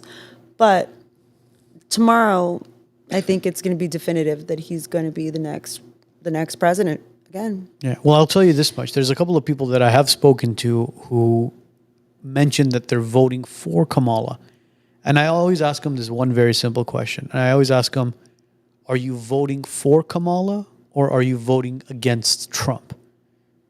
And a majority of them say, I'm voting against Trump. So it's kind Which of... is respectable more than I'm voting for I guess so. For me, it is at least. But I'll tell you this much. What we've experienced in the 3.5, almost 4 years of this administration of Bidenomics, as they call it, I don't want to go through an additional 4 years of that. And I don't think anybody online does. And if you do want to go through that, just continue to look at your Costco receipts, continue to look at your grocery receipts, continue to look at your gas bills, continue to look at your electricity bills, and you will see that 4 more years of this bullshit is going to completely ruin this country. I think most people agree with you, and I think that's why the results will be what the results will be. I think that what the Democratic Party has done is patronize and infantilize everyday working man, right? They get up there like, this is about democracy. Shut up. This is not about democracy. If Trump becomes president, democracy will not fail tomorrow. You know, it has nothing to do with democracy. It's all about shaming people into voting left. It's not about democracy. It's about economics. It's about immigration. It's about people just not being happy with how difficult their day-to-day lives are. And most people know that under the same administration, it's going to be more of the same.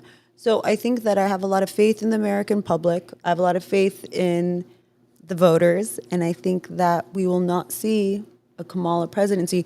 And I know a lot of people are going to get upset with me about that because I am a Democrat and I am, by all intents and purposes, a woman and a feminist. But And a feminist? Okay. We're going to have this conversation in December now. So, yeah. That was but thrown in there. yeah. And I'm, I had to throw that one in. But I was brutally genuinely, ew. What? So dark. this time say that we're not going to laugh. What? Why are you guys laughing? Well, this was fun. My second and last time on the show. By the way, speaking of democracy, right? Yes. When we've gone into any country, Iraq, Afghanistan, any of these countries, what's the first thing? Well, we're going in there to implement democracy, right? Right. Yeah, right. Yeah, it's a good and narrative. Now, what's the number one process, the high on top of that list? The first process they want to put in place is proper voting, right, for the leader, correct? Isn't that the first step of democracy? Is the people have a voice to vote who's going to be in office, correct? Yes. Fair and clear election. Now, according to Democrats, Trump is a threat to democracy. But what I'd like to understand is who voted for Kamala to be the nominee for the Democratic Party? Did Did they skip step one? I know. Well, She they was did. selected. But they skipped step one? Or, Yes, they did. Yeah. So, or am I bad at math? No. Yeah, they skipped, No, yeah. They missed the key step, right? Which is you have to vote for who's going to run for office, who's going to be the elected nominee. The key step they skipped, but yet Trump is a threat to democracy. Well, remember, we're a constitutional republic. Of course. But what I'm saying is when we've gone into any country, we're like, because we need to turn this country into a democratic society. Diplomatic whatever, democracy. Whatever they call it. Yet in our own country, we don't even have the right to elect a nominee. Well, when they start saying it's a constitutional republic, that's when we'll understand that, okay, now you understand what we are. So please, all you smart people out there voting for Harris, please explain to me which one is more of a threat to democracy. The guy who was visibly elected to be the nominee, or the gal who nobody elected to be the nominee? Or Elon Musk. Oh, jeez. Biggest threat to democracy. Anyway. Not Harris. Not Trump. Elon Musk. Democracy. All right. Anyways, guys, tomorrow again is Super Tuesday. If you haven't voted, go out and vote in person. Don't fill out your ballots and just go drop them off. Go vote in person if you have the time. It literally takes 30 seconds, if that. Say it again. Party, regarding the party. Yes. For those of you who have RSVP to our party, we'll see you guys all tomorrow at the Glen Arden, 7 p.m. It's going to start. There will be security downstairs. Bring your IDs because we asked for your first name and last name for a reason. So we want to make sure. the ballots. Yeah, we are checking your IDs. So bring your IDs with you. We'll see you guys at 7 p.m. For those of you who RSVP'd late and have been calling us for the past 2 days saying if you can get in, guys, we're sorry. But unfortunately, we're just at maximum capacity and we can't let everybody in. Next time, this will kind of be some sort of a lesson that when we hosting an event, and if you're interested in attending it, shoot us an email sooner instead of calling us last minute and saying, well, what's one person going to do? Well, what's one person going to do? That one person literally today was how many?